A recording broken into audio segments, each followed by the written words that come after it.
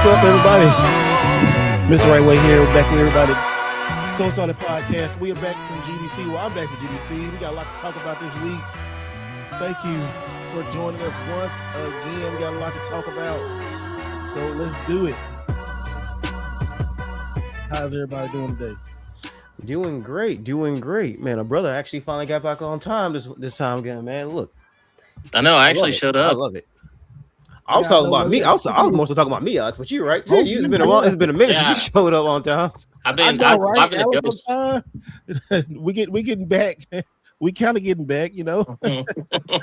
Like Alex showed up on time. Nick is how? Yeah, Nick. How is being back on time? How was that job, that training and stuff? Because I know, boy, you was going. I didn't say you were going through it, but you had a long training session. Like 2 months, wasn't it? Yeah, it was 2 months and about 2 weeks exactly. Yeah, 2 months, 2 weeks exactly, man. But I got everything acclimated down. My schedule is set in stone. So I got Wednesdays, Thursdays, and Sundays off. So we back, man. We back. Wait a minute, you got no interruptions?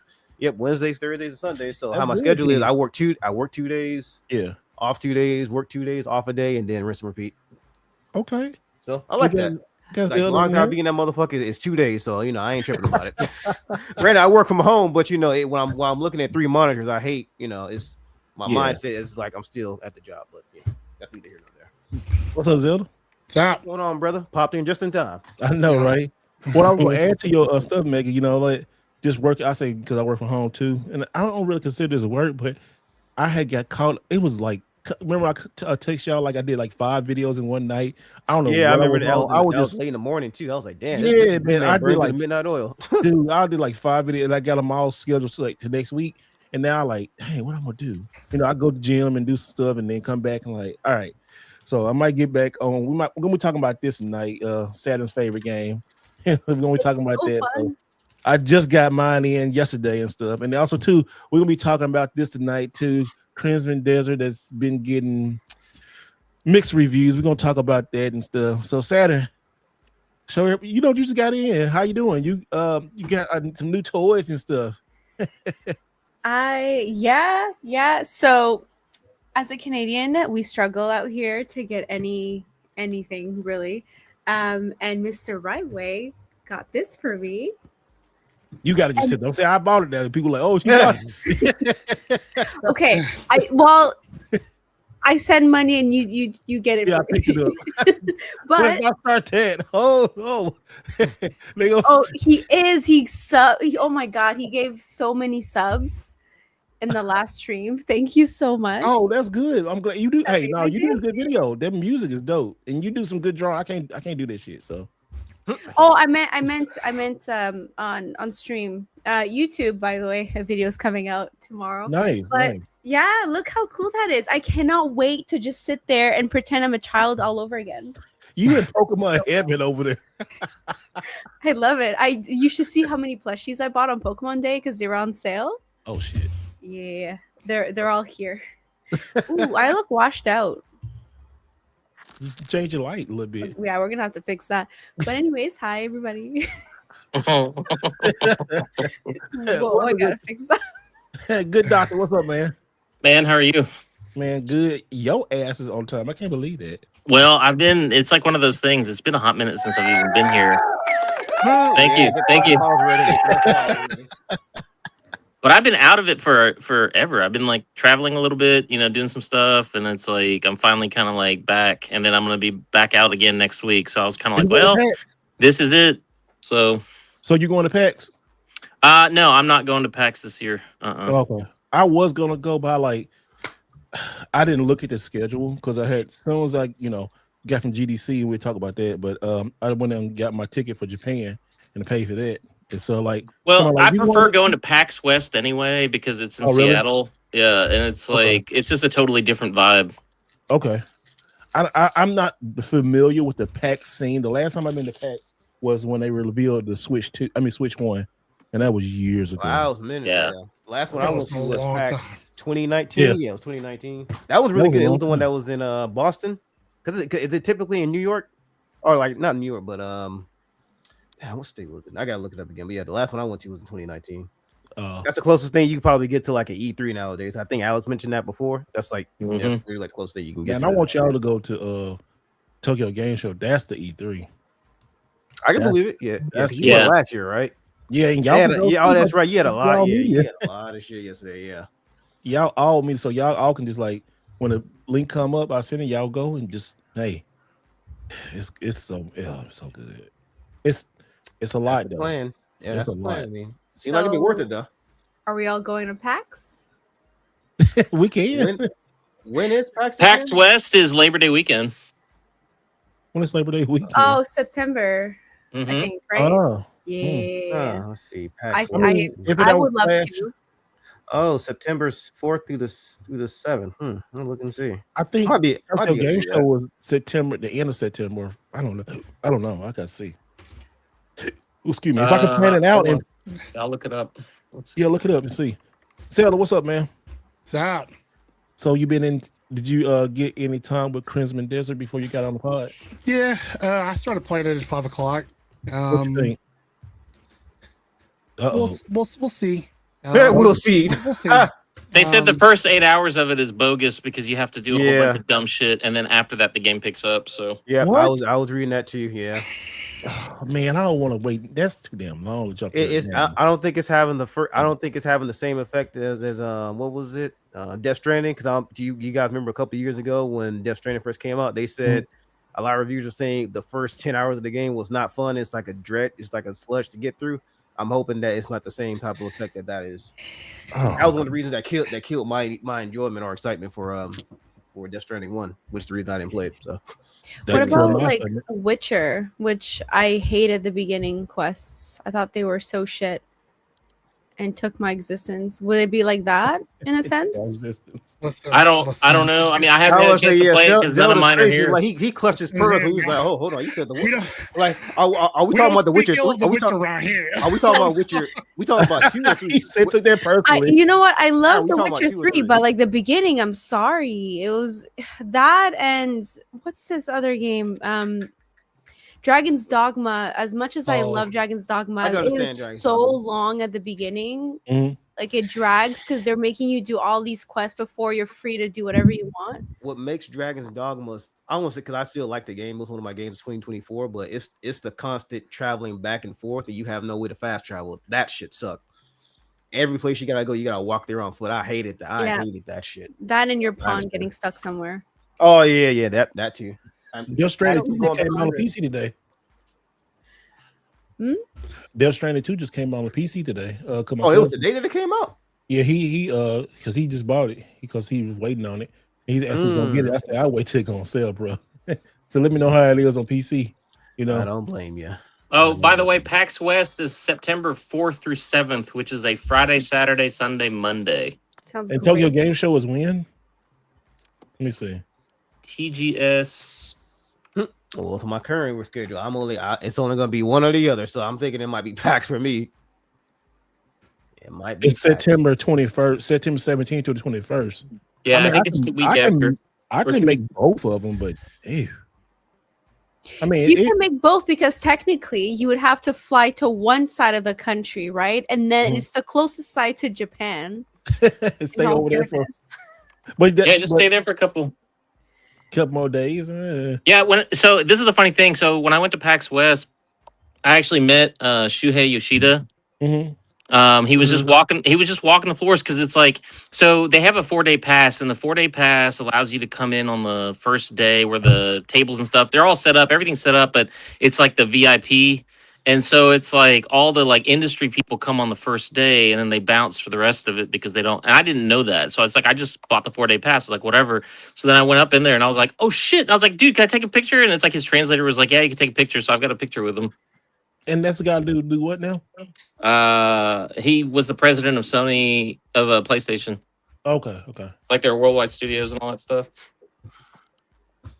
Man, that's how usually these events go. Like GDC and GDC. I'm talking about that in a minute. That's totally different. Like they're just so different. But that and PAX and Tokyo Game Show usually the first couple of days are for like the media, and then like the third day they open it up. This time it's gonna be 3 days for media and 3 days for for guests, I guess, for regular people.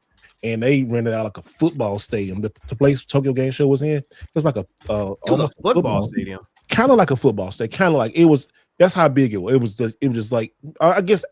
Imagine it was held at AT&T Stadium. That's all I can say. Like okay.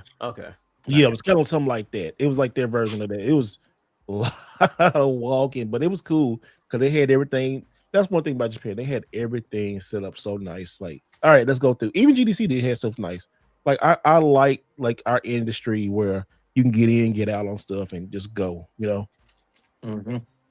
But tonight, y'all, we talking about are gamers overreacting or are they just afraid of change? And I've been dealing with that a lot, especially talking about key cards. I even had one come and say, "You better stop talking about key cards. I'm gonna unfollow you." I said, you better stop talking about it. I'm a friend of you. I'm gonna Bye, Felicia. I was like, well, bye.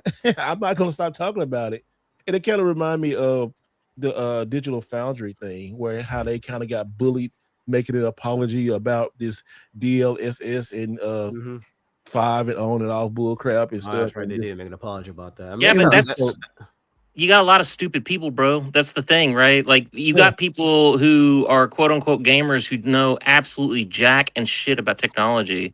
And so they're like, just, getting all irate and out of joint over like, I'm like, bro, it's like, you don't even know this shit's already been going on for like 5 years. It's just like, this is just the better version of it. It's like, that's how ignorant they are. And it's just like, bro, shut up. It's like, I don't take any of those people seriously. It's just background noise. Yeah. Most folks who are upset about this, and it's weird for me saying this, like, don't even have a PC, like if for me, I just because when they were doing it, I think they said it took like 2 5090 series cards in order to even get that type of performance. I said, who do you know personally who got 2 5090s walking around? Alex, probably. Well, yeah, probably Alex. Yeah. Well, Ness, he got. I've got 4 4090s right now in one of my rigs, so Look, Ness is probably in the bed, man. Get your ass up and come on over here. My what up, piece? Get your ass out the bed, even though he just got through that brother's knees are recovering, so leave him alone, man. Like he's about a good day and a half. He just got back from his 5-star luxury vacation and stuff, man. So he said probably swimming around in his pool and his new dress and stuff, all kind of stuff. He went and bought like a new gold machine and stuff that that you put in and it like got gold flakes over his food and shit like this. So get the fuck out of here. I don't know why I was thinking of fish flakes when you said that. He puts like gold flakes over his food and stuff like that, kind of like how Salt Bay did. He put like $1,000 gold steaks. No, but if you want to pop in, man, he just got back. He had a rough couple travel days, so I don't blame him. So yeah. If you want to come in, man, come on in. Not say in the chat, man. It's cool. But yeah, that's what he at, y'all. I don't blame him, man. Traveling, I love to travel, but damn, sometimes that plane can be rough. Man, especially when you get older. I didn't realize it. I got when he said his knees. I thought about it. Okay, let me tell you what my dumbass did, right? And knowing I'm trying to get back in shape, right? So I was in San Francisco. I went to take pictures of Golden Gate Bridge, and y'all, I was telling y'all about that, right? It was all the pictures. Yep. The fucking hill, right? So going down the hill was great. I had to like walk 2 miles, and I looked at on my watch. I said, "Oh, this shouldn't be bad." And I'm like, "Yeah, but my leg is like, okay, whatever. I get stronger and all that kind of stuff." Got down there, bro. When I got back going up that hill, I'm still like out of breath. I'm like, I gotta get my cardio back. It took me like an hour, almost an hour and a half. About an hour to get back up the hill. I was like, whoo. I was out of shape. I was like, whoa, I gotta. I'll tell you something about PAX West then, because if you're gonna walk around, Seattle is hilly as a motherfucker. So it's like, you're up and down, up and down. And I think I walked something like 25 miles in 2 days. Man, we gotta do it. I'm sorry. Isn't the Nintendo museum there or something? Well, so Nintendo headquarters is there. So I've been to both the Nintendo and Microsoft campuses, and a friend of mine works at Microsoft. So we got to go into, the Xbox part of Microsoft and all the displays and stuff that they had. Went up to their boardroom, or their collaboration rooms. I don't remember what they called them, but they had like all this stuff like set up, and they had like wall art and everything. Man, I was taking pictures and video of everything. I was like, ooh, show me some shit that I accidentally discovered. I went through all that film, all that, those pictures and stuff, trying to find secrets. Didn't find shit. You would be doing that. I know someone that lives in that area, and then they went to just like these like regular thrift stores and would come out with like these sick ass like 1990s Pokemon plushes and like these like Legend of Zelda things from like the 90s and early 2000s. I'm like, where do you keep finding them? And then I remembered they're literally in Nintendo City, so they get all the cool stuff. So yeah, they literally have. So one of my friends actually worked for Nintendo for a while, and then she ended up moving to another tech company that was there. So I've got like, I kind of have the hookup, from a industry standpoint. So when I was visiting and stuff, people were like really giving me the like, oh, this is what this is. This is where to go. This is like the place to eat. This is the place to buy stuff. And they even had like, even their like big like flea markets and stuff. There's like, I can't remember where it was, but it was like, an entire downstairs part of a parking garage, like full, and it rolled out into the street, and the whole street was blocked off. And you could find everything. There was like all kinds of shit. Like it was a haggler's paradise. Well, that's awesome. That literally. Oh, dude, it's like, yes. I'm telling you, it's like, you know how we are with our little ways, and it's like just going over there and like, basically dickering on some stuff, and like, nah, how about this? Like, no, give me 2 of them. It's like, no, it's like, I'll give you 50 for 3, and it's just the back and forth on that shit. It was super fun. Man, I gotta go there one time. Plus, it's like, it's that one city where it's like full of trees and looks cool, and it's like, what's that word? It's a rainforest, but without. Oh, what? It's a national park. It's not Olympia. It's I know what you're talking about, but anyway, yes, it's there. What? Oh shit! Now I have to look it up. Hold on. Okay, well, yeah, but just love those environments. Going to PAX. It should be fun. I'm so down for it. I'm putting all my money into savings for that, because I know for a fact I cannot afford Japan this year again, and I keep pushing it every year. If you start saving now, you can go. No, because Japan, I want to go when it's slightly warm, and I want to go there for a solid month. Oh, okay. And then for that, I have to quit my job. So I have to wait until the day I quit my job. I'm flying. It's Olympic National Park. Olympic National Park. I'm gonna look that up. I do got 2 days at the Nintendo Museum when I'm getting ready to go. I had got 1 day, and then some more days just popped up. And I'm like, oh, let me just go twice. So my plan is going the first day I go and take it all in, look, and then the second day buy stuff. But I probably buy stuff on both days. Are you ever gonna go to the South? Who? When you go to Japan, are you ever gonna go to the South area? South area? Yeah, like Okinawa and stuff like that. No, probably not. Like, sir, that's like where all the black people are. I know, right? That's where all the black. There's a lot of black people around Japan. There's a lot of black people up there. Of course, they'd be in the south part of Okinawa. It's like, yeah, because like a lot of them are like from the army base, and then they kind of had kids, and then the kids have kids, and it's just like a whole black community there. In Japan, that's right. Yeah, it is little places in on there. I don't know what I'm gonna do this time. Like, I just know I got a couple things to do. I think I'm not, like I said, trying to buy a lot of games and stuff. But look, he woke his ass up. Oh, good morning. Welcome back. Sir, we said that you can sit this one out. I don't know why you brought your black ass on here, but yeah, I feel safe. Just wake up. Happy to have you, though, brother. Happy to have you, though. What's up, man? How your knees? Man, my legs are swollen, bro. Yeah. All the way. Yeah. Like I got into I was in the Dominican Republic for like the last week. Yeah. So it was like a family trip, and then another family friends and their family came. Oh shit. Okay. Yeah, it was a whole all family inclusive. We were in Butacana, so that was really nice. And A lot of alcohol involved. I could tell. Look at your face. You like, yeah, a lot of sun. We did this excursion where there was this water cave that was 25 feet deep. Okay. And they let me dive into it, but it's like in this dark, secluded cave, and I dove into it. So it was pretty dope. Oh, and they were like, can't swim, don't jump in. And like, like some people were like, oh, I know you. Some folks can't swim, so don't jump in. And I was like, I dove straight in that mug. I was like, yeah. Can you swim? Like, oh yeah. Okay. Pool. I mean, what do you expect? Well, that would be mad weird to get a pool. Oh yeah, he just had a pool back there just for show. I know a lot of people who got pools can't swim. I mean, I know a lot of folks too. I'm like, why? Yeah, that's crazy. They just want to put their feet in. I'm like, you can do that in the tub. Yep. Yeah, no, it's like that's a lot of money just to soak your feet. Yeah. I'm like, hard pass. So, yeah, it was a great trip. A lot of much needed R&R and family time. Kiddo had a good time.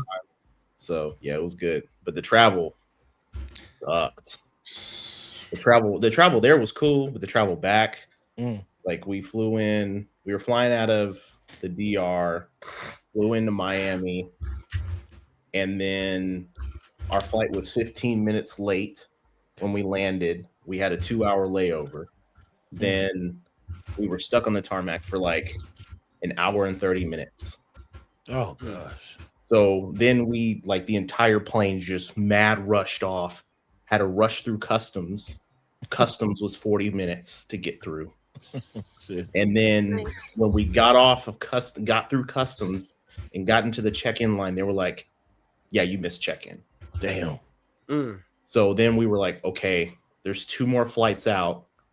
Well, they said you have to go into this. We flew American. You have to go into this line. That line was stretched all the way out. So we had to have a layover and spent the night in Miami, and then we got up at 5, got to the airport around like 6, and then TSA check-in was an hour and 45 minutes. Damn, almost 2 hours, bro. Oh no, man! And I'm telling you, it stretched. It was insane. It stretched all the way down 6 gates and wrapped around in one massive circle because it was so packed in there. Otherwise, they would have had people pouring out of the airport in line. What was TSA doing? Like, can't they just? There wasn't enough people there. Were they checking like every single person individually coming back?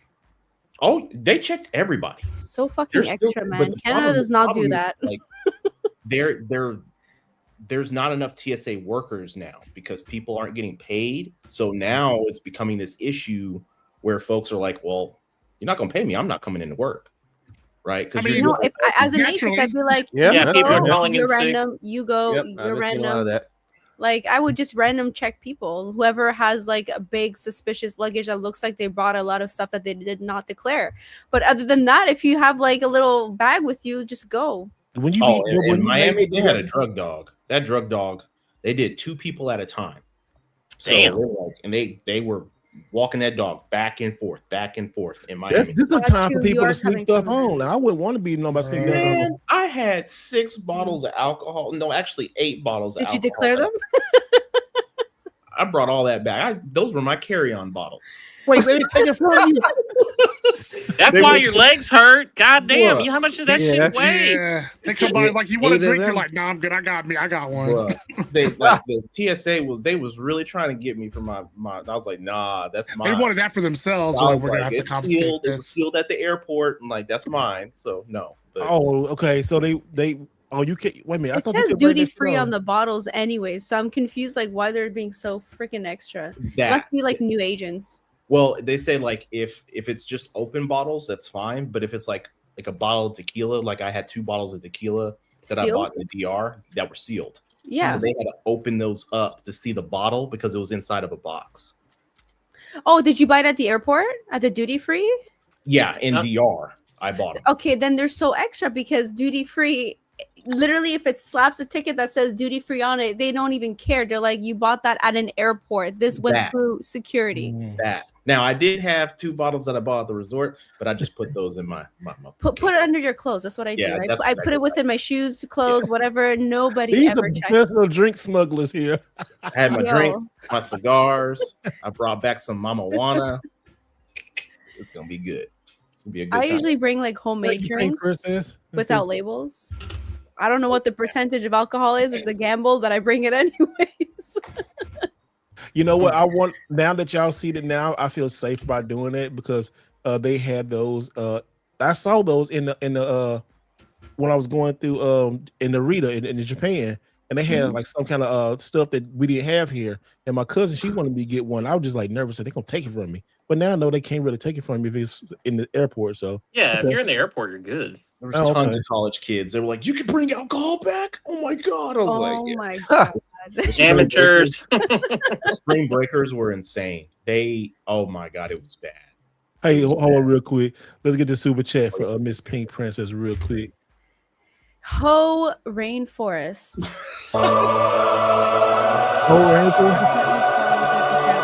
Oh yeah, sick now. That time of the night. Shout out again to the Queen. That's where I got you right, baby girl, the Queen. But they were naming them 10 duckies in the podcast. Look, that's gonna go a long way towards a new soul excited podcast, the LSF. We're gonna call it Damn, Looking So Sexy, just like your boy here, coming to a game device near you in 2027. Can you dig it? Yeah, sure you are. So you refresh and relax, man? I'm refreshed and exhausted at the same time. When you gotta go back to work? Tuesday.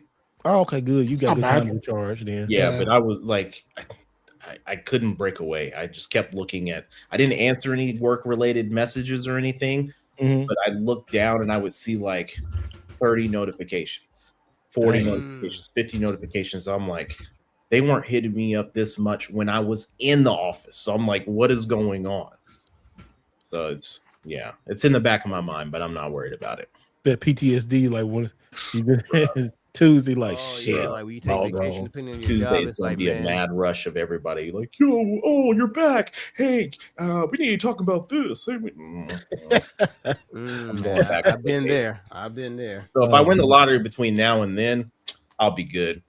Hey, like, whatever problems y'all got now, that's y'all's problem, not mine. Deuces. Exactly it. Hey, I think everybody will listen to the podcast. Take care of yourself. Take some time away from your job, or if you can, at least at the weekend, just unplug and relax. Get you some drinks, get you some food, get you some game, do something, just get away. Because I'm telling you, man, that's why I go to Japan every year, just to relax. But you can't really turn off work. I understand, because like I'll be like, do I need to do this video? Do I need to do this for the video? But just get out and relax. You don't live too long. You don't know how long you're gonna be here. And just enjoy your life, man. Like shit. Play what you want to play what you want to play. You want to play fucking key card game, play that. Just have fun. Stop all this tripping. This whole thing about this, like some gamers just overreact over stupid shit. And it's dumb. Yep.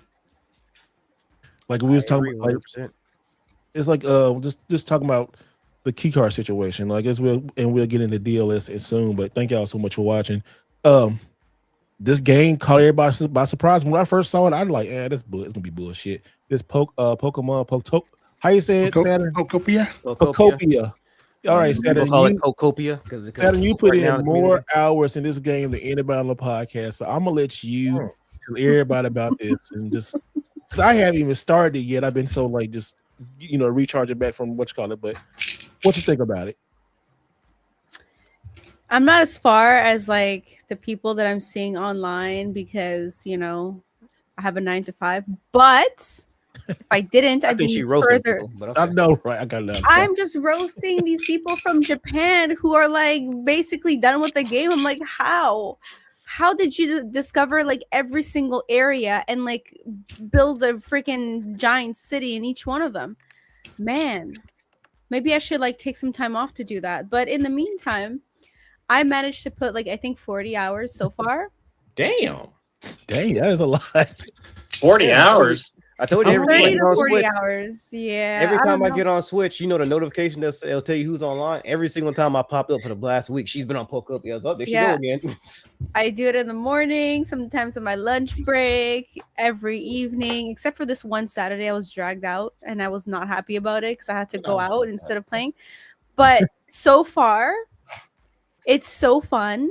Mm-hmm. But it's overwhelming because you have to build homes for each one of those Pokemon. Like they're just like kind of unhoused and just wandering around clueless. Mm-hmm. So I have to house them all so they feel okay.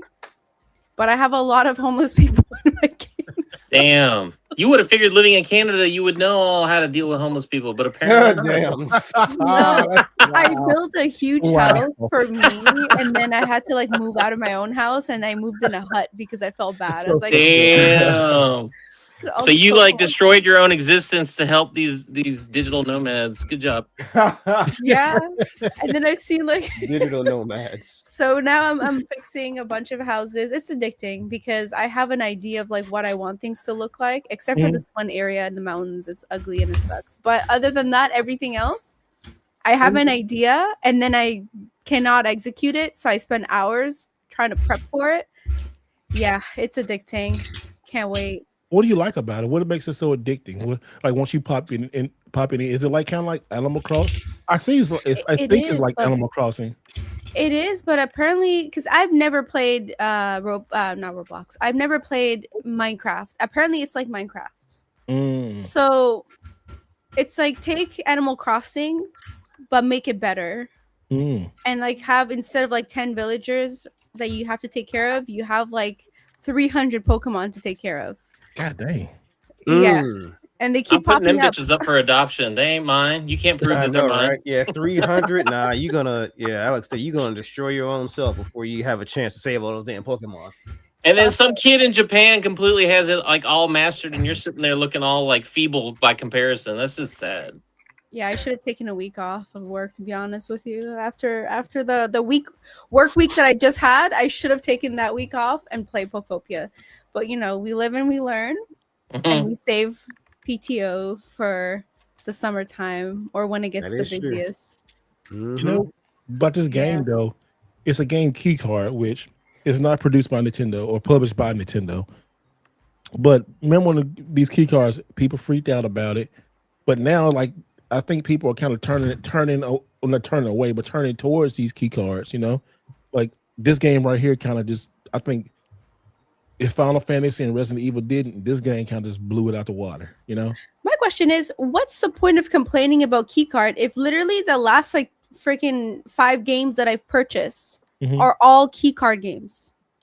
They're all keycard games for the Switch 2. You have to accept that's what it is. Yeah. People just need something to bitch about, honestly. Yes. And don't buy a Switch 2. Sell your Switch 2 and sit down and stare at the wall or something. Because I'm sorry, every single game that I purchased. I'll do that then. Yeah, you better.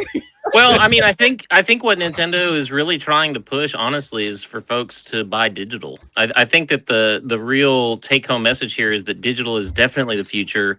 Key cards are just basically digital keys that allow you to play the downloaded digital game. That's all that they are. Now, if you want to have a physical, something tangible to hold on to, yeah, and the cartridges look cool because they're red. But it's like at the end of the day, like if it bothers you that much, just buy the digital copy. And you and I want the tangible copy. I want to be able to say, wow, look at my game that I'm going to pop out of this thing, even though at the end of the day, it's still a code, but I don't care. It makes me happy to pay that. You know what Nintendo needs to do to make key cards really worth their money is, so basically when you put the key card in, it assigns that key to your account. And then, you don't have to put the cartridge in to play. But when you want to sell the game, you have to put the key back onto the card. Then you can go and trade the game in someplace. And that way it takes it off your account. So to me, that would make the key cards extremely valuable because you would now have a way of transferring your digital games to other people. And it's tied to the card. A lot of people are not going to do that. You get a lot of cards traded in and then it won't have shit on it. No, because they test every game that comes in. It's like, sorry, sir, you didn't put your game on the machine, so we can't accept they this. Don't test them. They don't. Well, but they should. That's what I'm saying. Yeah, But that's on GameStop. That's not on Nintendo. So I mean, you know what I'm saying, or whoever is doing the trade. As long as they test it to make sure the game is on there and it's intact, Yeah, no problem. No, that's a really good idea. A really good idea, but execution is poorly because it's gonna take. I seen like a lot of stores, like just game stores. They take a lot of time testing consoles. You think like Ness, like think about Foundry testing the key card games every time they come in. You know, they ain't doing that. That's too much time. They've tested every game I've traded in. I mean, every time I traded in a disc game, they'd look at it and like, there's maybe a little scratch. What games you trading? They testing in. I'm talking about.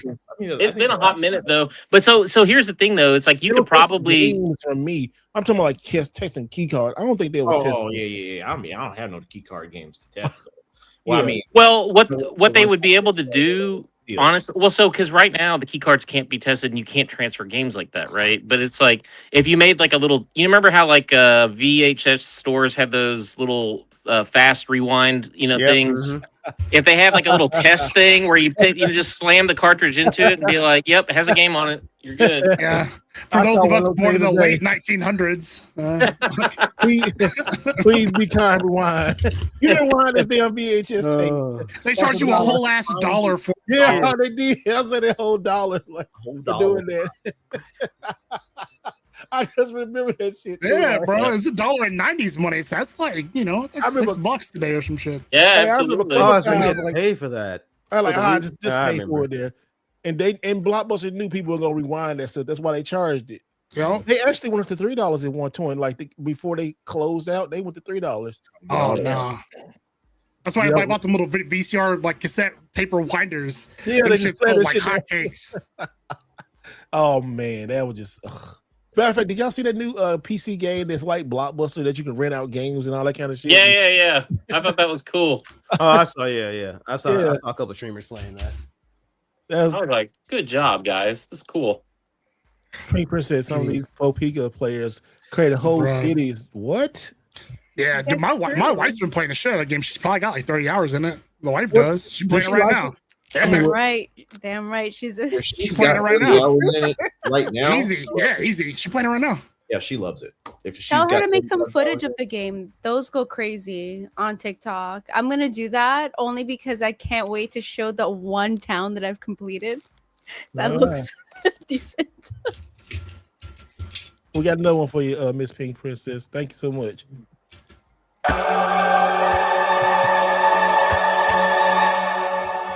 Oh yeah. Shout out back at it again. Appreciates to the queen. That's right, the queen, baby girl, for doing another 10 duckies within a span of 40 minutes. Hey, look, shout out to you, girl. Look, that's gonna go a long way towards them refund that we done half a salary. So we can donate another $10, maybe 20. Hell, probably you make it 100 to relocate someone to a fucking Moncobia so they can find a nice home. Hey, minus the long ones, last the ones that have the long limbs like that goddamn mega stormy. Fuck that thing. Can you dig it? Wow. Yeah, sure you're right. No. But in the key card situation, it just I put that one video. I ain't never had a short that go that fast about just telling people like key cards are the future. And a lot of people who are mad, they throw some of the silliest insults to me and just be mad. Like I personally offended them. What I think it is that people are mad at Nintendo because they can't get what they want. They want ownership. They get mad. They don't want to change. Just like I guess we can start talking about it now, like the DLSS 5. And when that came on board, people just freaked out and was mad. And you have to be a really special person. I mean, like the sending death threats to people over a video game. You have to be mentally something wrong with you over a feature that over a thing that you probably can't even afford. Oh damn! Call them brokies, love it. I'm just putting it out there for real. Like a lot of people can't. No, these people. Why you getting mad over something you can't afford, motherfucker? Like they can't. And then like they get mad over $70 game. All these people complaining can't afford it. I think where it really is I said it. People make justifications based off of what they're willing to spend money on. That's the biggest issue because you don't think about buying groceries when you're hungry and you need to eat, right? Now, when you've got an abundance of groceries, but you're just going to the grocery store to pick up a couple of things, and you start noticing, well, shit, why are the bananas higher? Why are the eggs higher? I don't need that right now because I got eggs at home, right? And I'm not worried about it, but then you start penny pinching every little thing. I'm using that analogy because we as gamers have a whole wall of games, or at least some of us do, that are in backlog and that have been in backlog for years. I feel so seen. What? He said, "Feel so seen." I feel so seen. I'm using that as the justification. Look at all these games. Look at all those games. That's not you know not shot. That's not a shot. Not towards anyone. Because I'm just as guilty of that. But you know, over the last couple of years, my viewpoints on buying and collecting video games has significantly changed. Yeah, like, I haven't bought a lot of anything. I think I've bought like 3 games in the last like 4 or 5 months, and those were games that I can't even play because either they're sealed and I'm going to keep them sealed, or it's a game you got that problem because you got the cash. And that's not true either. I'm telling you, like the Neo Geo games is expensive as hell, and I'm like, I've come to that conclusion now where I'm like, there's a lot of major collectors I know that are on the fence of whether or not they want to just sell out and use that money towards other things. Because I gave up. I said, yeah, and that's fine. Like, if you want to sell your shit, sell your shit. It is what it is. Hell, I've sold some games, but I haven't sold anything. You've been drinking? Who, me? Yeah. Bro, I've been drunk the last 4 days in a row. What do you expect? You don't say when you say shit. Every time you say shit, I know. I was on a resort drinking the entire time. Whenever you on when you say shit, like, yeah. When you say shit, I know you like serious. Okay, but no, I get you. It's just it is what it is, right? So I think the key card thing, when it first dropped, I was against it. Yep. I'm still against it. I'm not a fan of spending $70 on paper and plastic. Yep. I stand by that, right? It's like buying a collector's edition and getting a steel book with nothing inside. Like, why? Yep. What are we doing? But if the key actually transferred when you were, you basically just pushed the thing and it would say transfer game back to card. Well, I think in that instance you wouldn't have any problems with it, would you? I wouldn't have an issue with it, and I think it's more of a. I think that's the same thing doing now though, because once you put this in, right, and you take it out, you can't play it, and you still can sell it. This is still the exact same thing.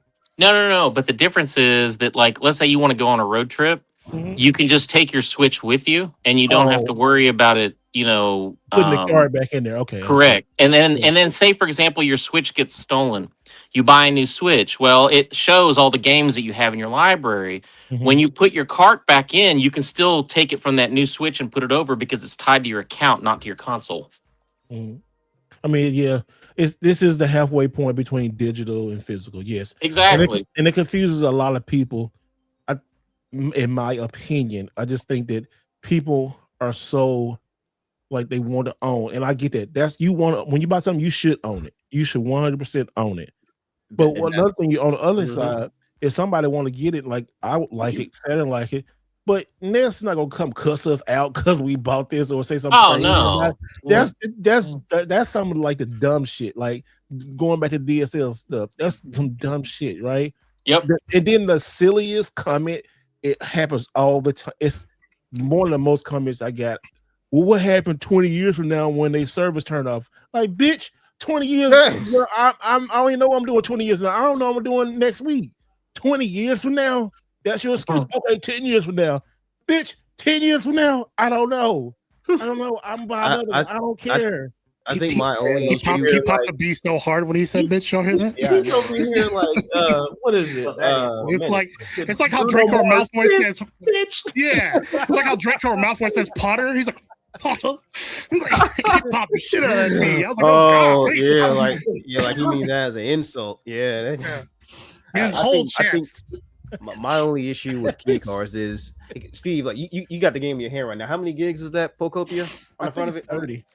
30. Oh, it's 10 That's my only issue with that's the bullshit. I can see the benefits of them, like Final Fantasy remake. I think it was 90 gigs. Understandable. Rebirth, that's like 107. Understandable. The WWE game that Steve got last year and the new one's coming out, it's like 80 or so. I can understand it for shit like that, but if it's like less than 20, I'm sorry. They should not be using those things on games that are that side. That's the only thing I hate about them. Yeah, that's seen so many of them. That's it. That's my only issue about it. If Nintendo makes another side, okay, I want to see how the discussion is going to be.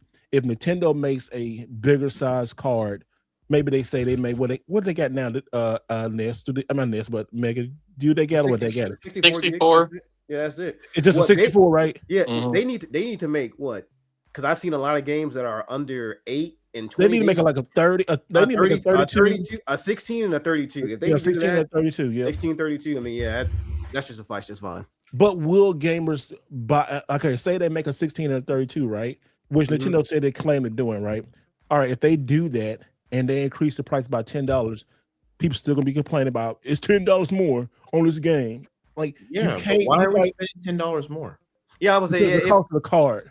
No, but if they got shorter capacity, they should be cheaper. No, that's the reason why they don't make other, because the cards will cost more, right? That's why the key card exists. The key card exists because the Nintendo Switch is so popular that companies want that foothold, that space in the store. So people not going to download, they'll say, oh, I'm going to grab that real quick and got a game.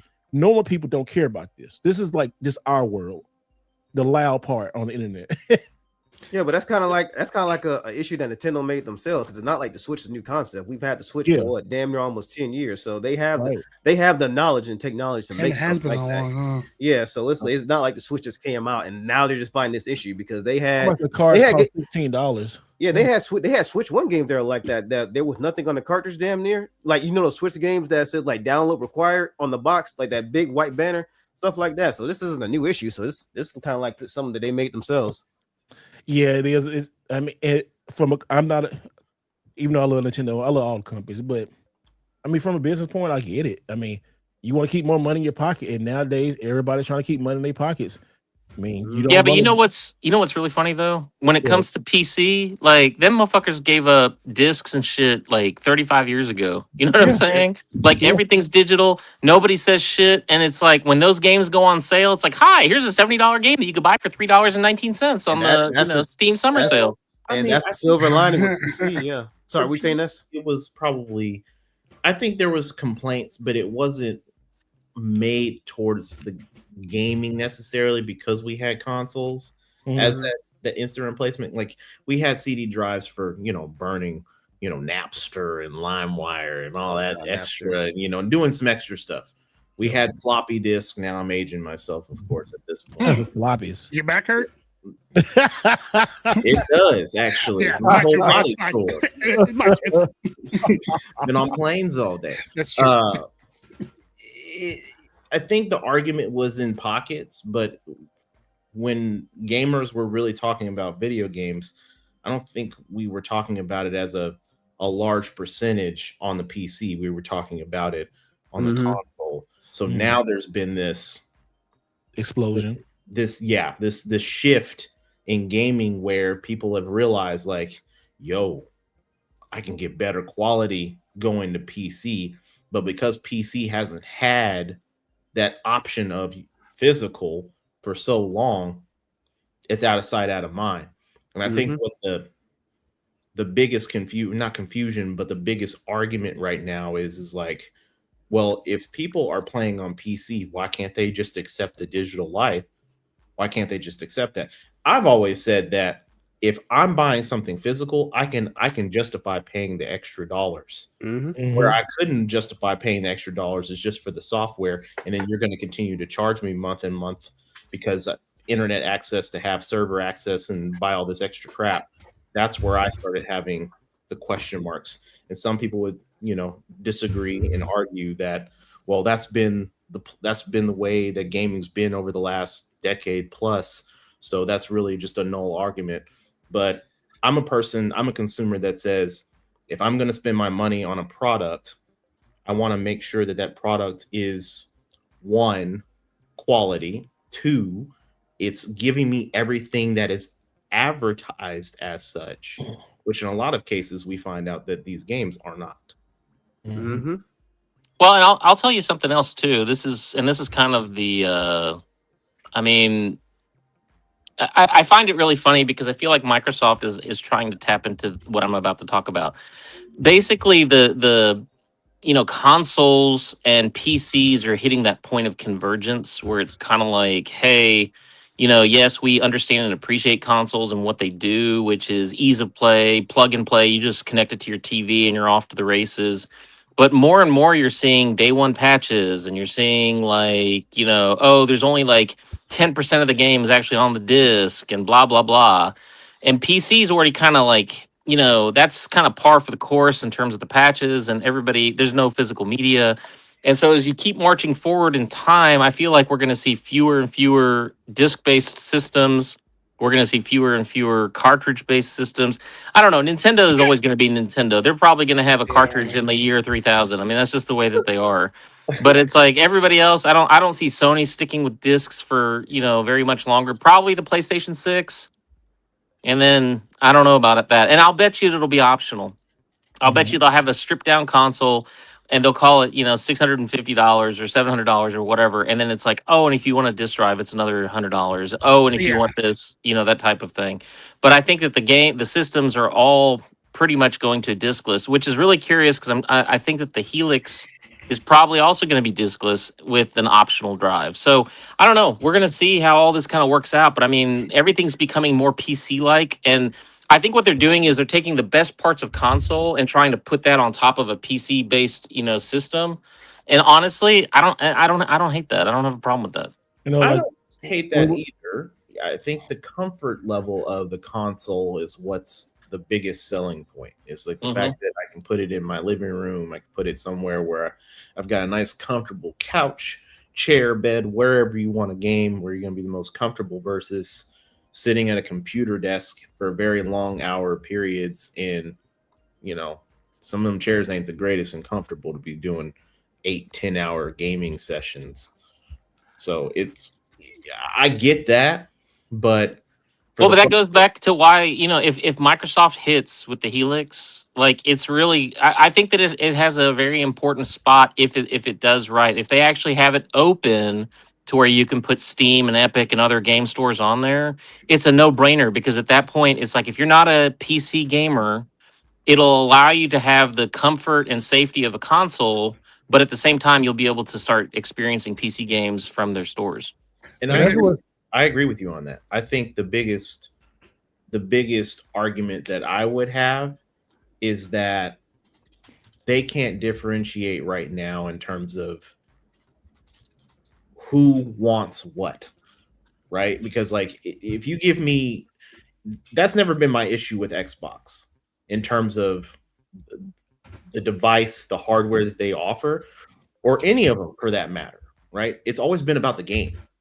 So you could have this badass machine that does all this thing for software and user interface, all that stuff.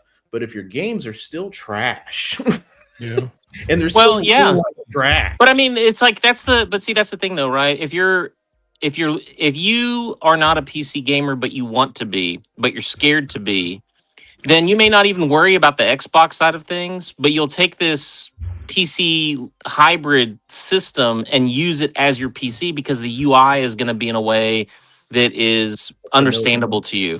Yeah. Well, it's not so much who cares what Microsoft produces at this point. It's really an issue of what PC games do you want to play? Oh, and this one happens to be a PC game that Microsoft made or whatever. And I mean, you'll have Forza and Gears and Halo. I mean, the usual suspects will be there. But if you're not an Xbox gamer, I mean, what else does Xbox really have? Let's be honest. It's like, I mean, and I don't get me wrong, I don't hate Xbox. I've never hated Xbox the way some of the fanboys do. But at the same time, I'm also willing to admit the truth, which is, they have a handful of IPs that are good, and then a couple of, B-rung IPs, and then after that, it's just kind of like, okay, we lost all of our interest. Because I mean, the majority of the single first party, story based games come from Sony, and then Nintendo has its own little thing. So I don't know. I think that as long as you have access to all that shit, hey, more power to you. I think that one of the things that does stop console gamers from moving to PC is that they're kind of priced out, and right. Yes. Like a lot of times, and that's my concern about Helix. Like $1,500, that still just might price people out, right? Like, I think a lot of console gamers that maybe they want to play on PC, but they may be those type of people that, like, if they want to get into PC, they want to go hards, but they don't have the $3,500 to spend, so they like, okay, fine, I'll spend this $600 on a console and I'll be good for 5 years or whatever. If the Helix drops at $1,500, I'm concerned that it's just going to price those people out. I don't think it'll be at $1,500. I think that I think the price range is probably somewhere between $1,000 and $1,250, which I know $250. Yeah, that's still high. But it's too damn high. But no, I mean, it's like one of those things. Hold on, Alice. Hey, what I was saying at GDC when I was at the conference, talking about the new about Helix and stuff. So development kits are not going out till next year, but that was a talking point how much is going to be, and a lot of people are thinking maybe 900, but the test ground for that is because that's why they rose the price 2 times this year. Then you gotta look at now look at this. You can see that might be a point between 600 and 900, because look at the PS5 Pro. I mean, and then also too, look at the Switch 2. Switch 2 is still selling. PS5 is still selling. The Pro is selling. And then now the Pro, it seems like the Pro just woke up, like the sleeping giant just woke up. That new what it was they just did last week, the new what was it, Megan, that they put on the PSSR? I think like 2 or something. Was it 2? Yeah, and that makes PSSR. Yeah, that actually is the jump from what I wanted to see. Because remember when we was talking about on couple podcasts how you could start a jump from the PS4 to the PS4 Pro. That was a big jump. Now you can see the jump from PS5 to PS5 Pro. Now you can actually see it. Like I was watching what's his name? To do all the fighting game, Max, and he was playing a lot of games. He was playing Rebirth, 5-7 Rebirth. Yeah, but he was playing Demon Souls Rebirth. He was like, this is like a PS6 game. I'm like, God dang, that game looked really, really, really, really good. Like, and then the pictures that you put up today about whatever his name, Mark Saccone, and he was talking about like how all all the pictures and stuff like Yakuza, Crimson Desert, and all the stuff. So, I mean, we just now getting into this. So maybe they turned that on, and the PS6 is not coming out for another couple years too. But they're gonna try to this generation is finally kind of starting, because you see old games. That's just how it was when the PS4 Pro was. That jump was crazy. Now look at the jump on the PS5. I turned on Street Fighter 6 down, like it looks totally different. I was like, wait a minute, this is kind of a little bit better, because it wasn't that jump before. Now this turned on. Maybe this new shit, this new technology, maybe they do know what they're talking about, And then when you go back to the Xbox stuff, they just now getting started, and that turned to the Xbox. But the Xbox wanted to bring console and PC together, and they want to do it before Steam's get ahead of doing it. So I just don't know. Like, everybody's in there. It seems like everybody threw their cards on the table. Xbox is going merge PC console merges. PlayStation is doing like just straight traditional, and Nintendo just like, hey, fuck it, you want a key card? We're gonna sell the shit anyway. So speaking of Nintendo, like Switch 2, did you hear like the boost mode that they Yeah, I was like, okay, well, all right. It's like, what happened in the last couple, like this whole bunch just changed everything. I'll tell you exactly what happened, because the new generations are not starting on time because of RAM problem, shortages and all this other stuff. So basically they're like, shit, we got to add some longevity to everything. So to be able to. So why was it hiding this shit from? This stuff was right on our systems, right? It's not that they were hiding it; they had to develop it. I think what happened was that they sat down and said, look, it's like, we are not going to be able to get these systems out as early as we would like. What can we do? So they sent their hardware people back over, and they're like, well, we can get an extra 10% here and an extra 5% here, maybe 12% here, and let's just go ahead and turn that into a patch, like a firmware update, and crank it up. And they're like, yeah, okay, bet. Because every time they build a system, there's always a certain percentage of overhead that's left. The question is, do we go back and enable the extra overhead space, or do we go ahead and say, hey, we're going to the next generation? And the majority of the times they go to the next generation, but now they're being forced to kind of be like, well, shit, we need to boost some maybe clock speeds, and we need to, come out with like, PSSR2, which is like basically a modified version of FSR 4.1, and like, all this other kind of stuff. So I mean, I think it's kind of cool that they're adaptable and are able to kind of make some adjustments to be able to add longevity to everybody's investment. I call cap. I wonder. I wonder if they also waited because they were concerned about impacting the already not great battery life, and they finally just went, "Well, I guess we might as well just do this because of RAM shortages and all that." To your point, I think Ness is about to add something. I'll go after him. What are you saying? Yeah, I'm calling cap because like y'all had this technology. So maybe it wasn't ready, right? Yeah. Nah. Because let's use this. Let's use it. No, hold on. PS4 Pro, PS5. How long did it take people to make the transition? And the only reason why many people decided to make the transition to PS5 were games that were promised. That was the only reason. Mm-hmm. Yeah. And then PS5 Pro came out. Pro, okay, yeah, great. And now you want to bump up some extra, we'll just say for the sake of this conversation, 10% bonus of performance and longevity or whatever the hell you want to talk about. But let's say there wasn't a RAM shortage going on right now. They wouldn't have done this. Let's say that didn't happen. So now the conversation would be PS6 right now, meaning that they wouldn't be going back to the PS5 Pro and talking about all this. We're just gonna drop this shit in the PS6. They won't know a difference. They'll still say that 10% bump is gonna look good because it's a beta test. That's all it is. The last rendition of whatever it is a beta test for whatever. And like, nah. We're gonna use that for console 2.5, and we're gonna sell that for $100 more. That's the business model. That's been the business model. Well, but there's a couple of points to kind of. So the PSSR did not exist. The PSSR 2 did not exist until recently. So that's kind of its own separate thing. And if you go back to the Xbox One and PlayStation 4 era, I mean, the Xbox got clock frequency boosts a couple times. It wasn't just one time until they released, the Project Scorpio, right? The Xbox One X. So before that, they actually boosted those clock speeds twice because it was getting its ass handed to it by the PlayStation 4. So, I mean, I think that it kind of depends because it's like, Microsoft, for whatever reason, in that scenario, they went back in and fiddled with the hardware to be able to gain a little bit more performance. And they probably had also probably new firmware updates that came out that enable things like that. I mean, the hardware development lifecycle lasts long after this console was released. Yes, true. Yeah, I mean that's just going to be the case. You had Destiny on PlayStation and Xbox. Destiny 1?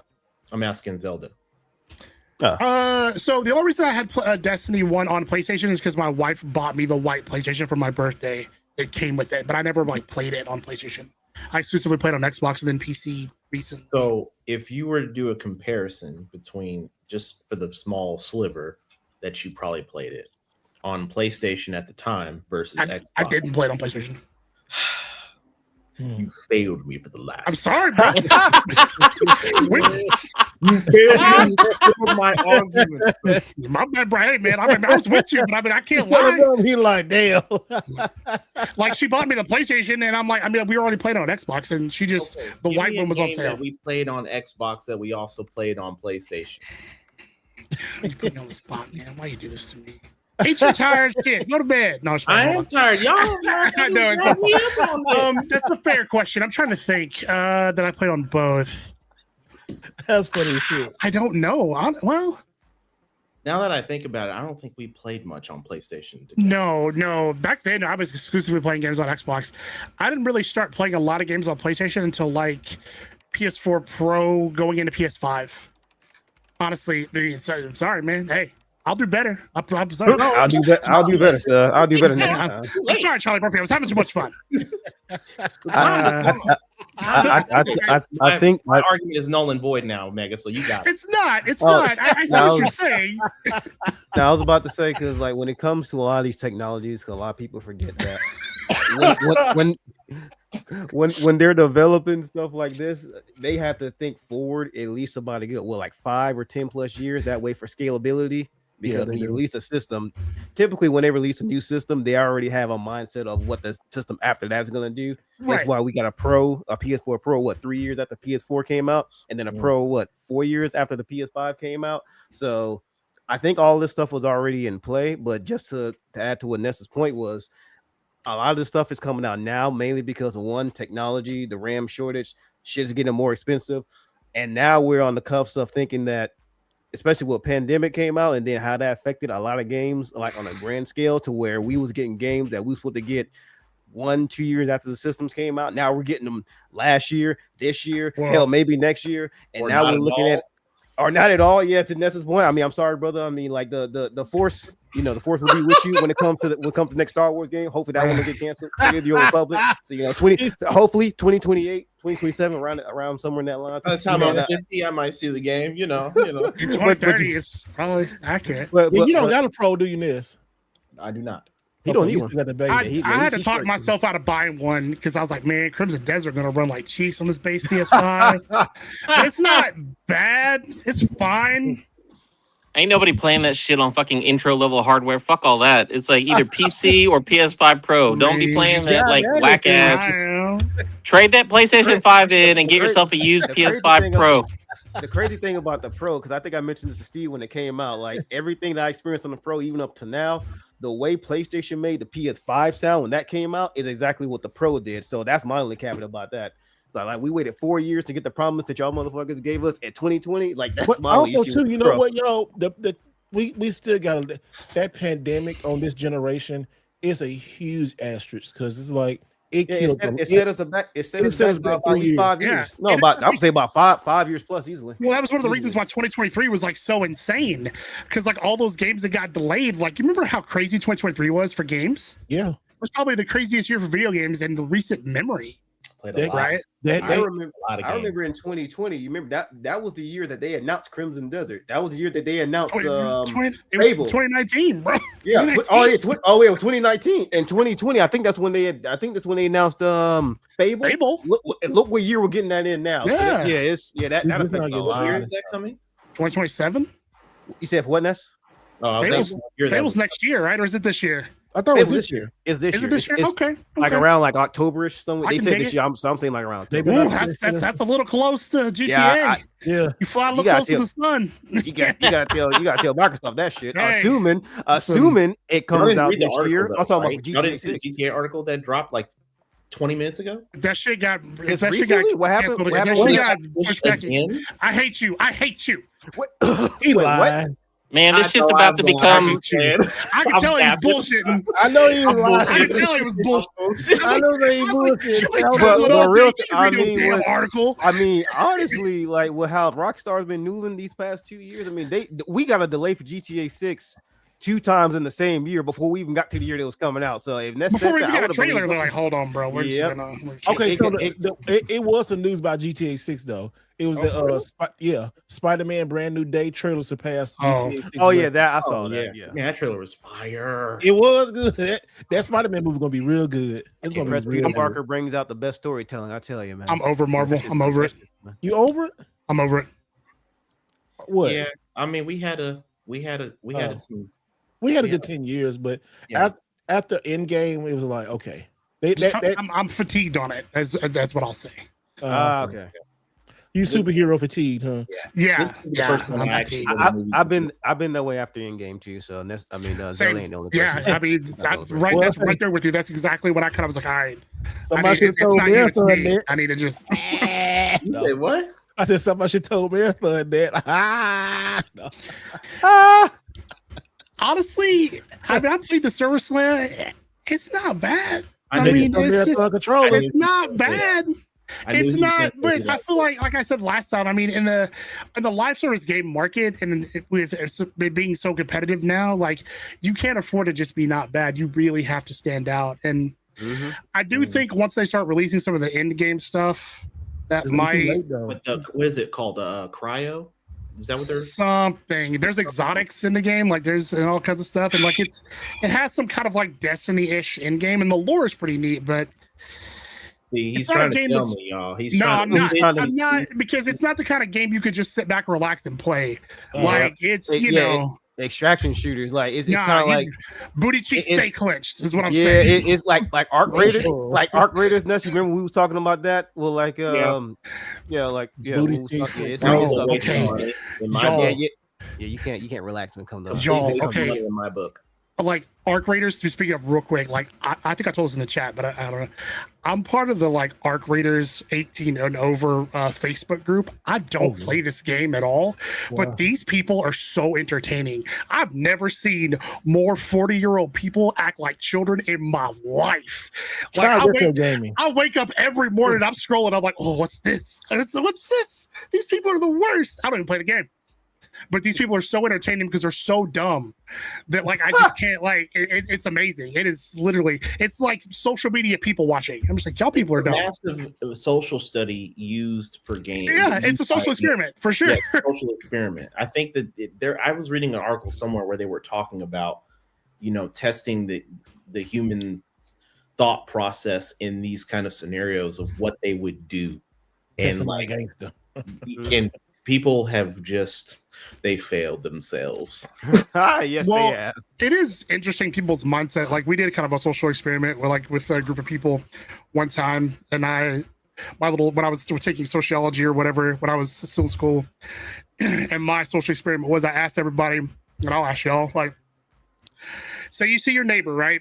And your neighbor has a nice car. You know that you could beat your neighbor up and take that car. Why would you not do it? Why would you not do it? Because you got home training. Besides, why would you getting arrested, getting arrested, going to jail.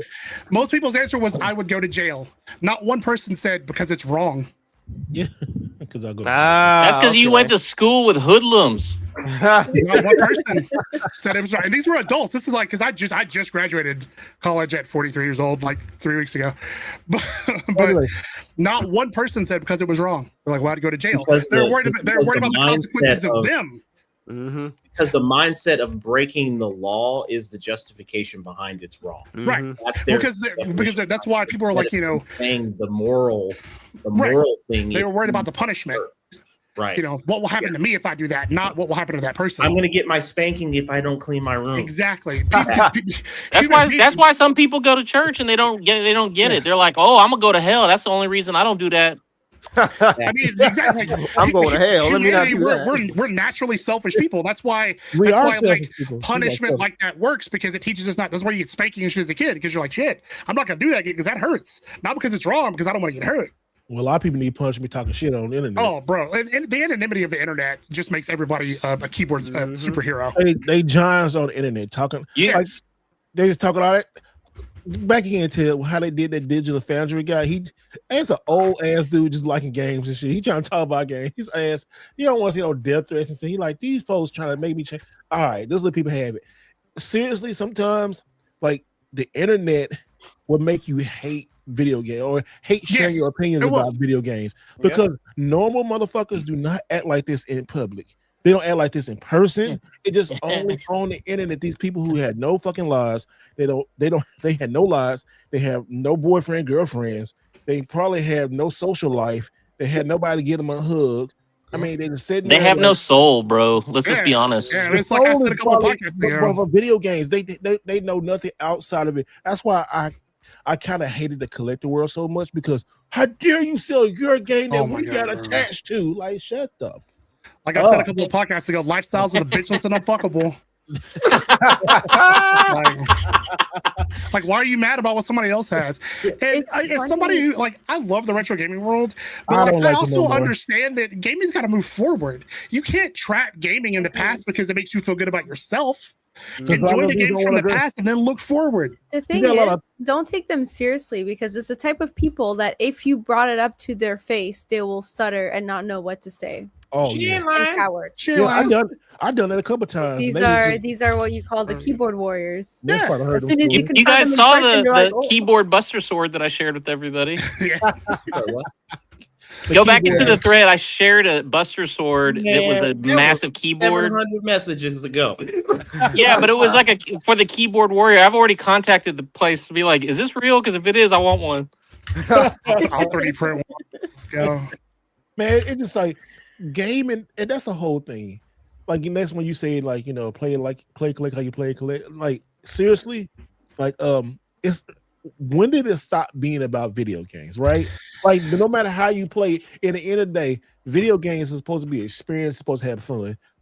Y'all know me, I don't play a lot of games a lot, but I do play. I play. But like the best time in the last couple months, Resident Evil 9 and fucking Expedition 33 is some of the best games and experiences that I have. And I can't wait to jump into this because I just been coming back from GDC. Is even Christmas Day I'm gonna jump into. Like these games are just supposed to be fun. And then you got all this outside fucking noise about ownership and servers and graphics and shit. Like sometimes I think people don't need a voice. I think First Amendment rights, bitch. No, like the First Amendment right. But hold on, I really think like Twitter, Facebook, Instagram. I think they should start charging $9.99 a month just to use their services, and they'll cut down a lot of that bullshit. No, man, you're just gonna have wealthy people that are just gonna double down on their shit. Yeah. The reason why, like for the people out there that don't know why I say that collect and play the way you want to collect and play your games, the reason why I started saying that, because like if you look at my very first couple of videos, I didn't say that. Yeah, I never said that. I just said peace, I'm out, whatever. Right? But I started noticing in my comment sections, people had opinions on how I have my games displayed. They had opinions on why are you spending money on these games when you can just emulate them. Everyone had an opinion. God, right? Yeah. So I sat down one day and really thought about like what's something that means something to me that I could translate to the audience. I said collect and play the way you want to collect and play your games, meaning I don't give a shit what you do with your games, and you shouldn't give a shit what I do with my games. Drinking again. If you want to play them, play them. If you want to collect them, collect them. Am I going to judge you either way? Either way, I don't care. Do your thing. And I want you to respect me in the same form and fashion. I'm not going to judge you if you want to sell them. I'm not going to judge you if you want to buy them. I'm not going to judge you if you just want to put them on a shelf and watch them collect dust for the next 20 years. I could care less. Do you, boo-boo? It's all good. But do you, boo-boo? And then at the end of the day, that's been the biggest problem in the community. Is you have people that think that they're justified in what you do with your money that you spend your hard-earned time, day, week, month, year earning to purchase something. That's need to be a segment, a video right there. Yeah. It stopped being about to me, retro gaming and collecting was about love for the games. I do not care how you experience these games as long as you experience them. Emulate, whatever. I want people to experience the games that I grew up with and that I love. I'm not to gatekeep people and tell them how they should collect or whatever. That's so dumb to me. Well, it's a form of pocket watching. Yeah, 100%. And I just kind of sit back and I'm like, what kind of broke ass bitch watches another man or woman spend their money? Like, it's like, if that's where your focus is, you got a problem. You need to get your own money in order and your own priorities straight instead of doing this, whatever the hell you're doing. Because it's like, it's just so like cringy. I don't know how else to explain it. I'm like, no, you're not a fully formed human being. There's something wrong with you. I've had people ask me, what do you do for a living? How can you do this? How do you afford the time to buy these games, to play these games? When do you have time to spend time with your family? Do you even have a family? All these things. I'm like, damn, bro, like, is it really that serious? It's not even your business. First of all, like, I share what I choose to share with the audience. I don't share everything. Yeah, I know we do all the jokes and Ness is rich. My ass ain't rich. I'm just blessed enough to have a career that I can afford to buy sometimes a couple of games. Yep. games that I couldn't afford when my ass was broke. They ain't with you when you was dead, but speak that truth. Anyway. What Pink Princess says, some people just never got enough hugs and cookies in life. I need some cookies now. Duckets tonight. I mean, that ain't she ain't wrong. It's not wrong. Yeah, she ain't. Hopefully they'll find the warm, happy fuzzy. Virtual hugs to you, Princess. Virtual hugs. Yeah, virtual. Hold on. Speaking of that, remember like when you used to do in high school, you used to do this shit like this? Oh, and then you used to turn your back and it's like, oh man, he must be like he must be getting on over there. You turn around, oh that motherfucker. Oh yeah, you had a girlfriend, you be like this, and like I would do it for myself like this. Well, that's some late 90s, early 2000s. We used to do that shit like, oh, I ain't got nobody. I'm gonna do that. Guess myself. All right, here you go.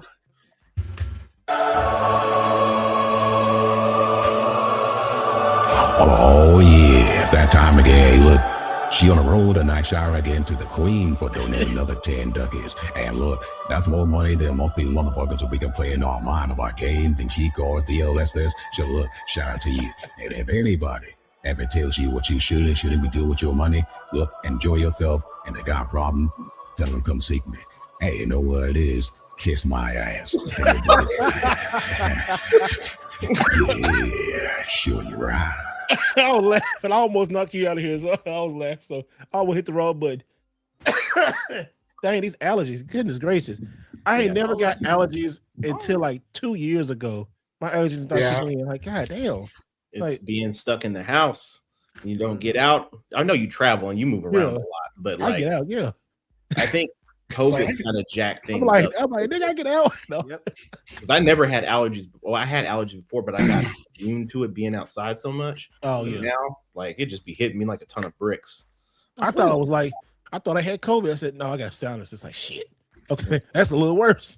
So, can I ask a question? Because I know we talking about. Because I mind you, I've been on vacation. Yeah, go ahead. I've been seeing all these videos and posts on DLSS. Oh yeah, we gotta talk about that. So we get into that. But what's up? Well, I'm trying to figure out what I saw. Some, differences, and folks is mad by the art. What's popping with this? Okay, hold on, Alice, before you go off, because I know Alice. I want like a chain. Like, hold on, Alice. Hold on.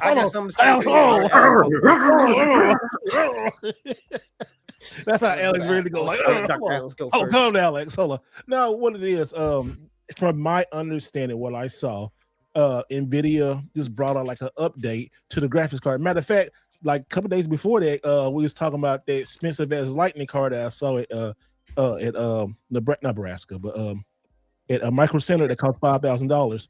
The lightning. Oh, the M.2 SSD. Was that you who sent that? Yeah, I sent that. Yeah, because the computer was $1,000. But graphic card was half of that because that was a $5,000 graphics card. It's a lightning. But then I was like, man, that shit ain't gonna be, and which turned out is really not worth it. But he was saying it's gonna be some updates, and then next day later they put out this update about it, and basically it's like the PlayStation thing going on. It makes shadow, it brings out the shadows and stuff like that. It's like a filter or some shit like that. They just showed it off, and people lost their shit. I mean, lost their shit. Like they were mad about it? Like I'm kind of as well. They were saying because it said AI stuff. They put AI in it. Now you know how this tells you about AI now. All right, let me say this. If anybody out there mad about AI filters, stop using the internet. All right, stop using Instagram. Stop using. I think a lot of those using Photoshop. I mean, AI's been around. It just.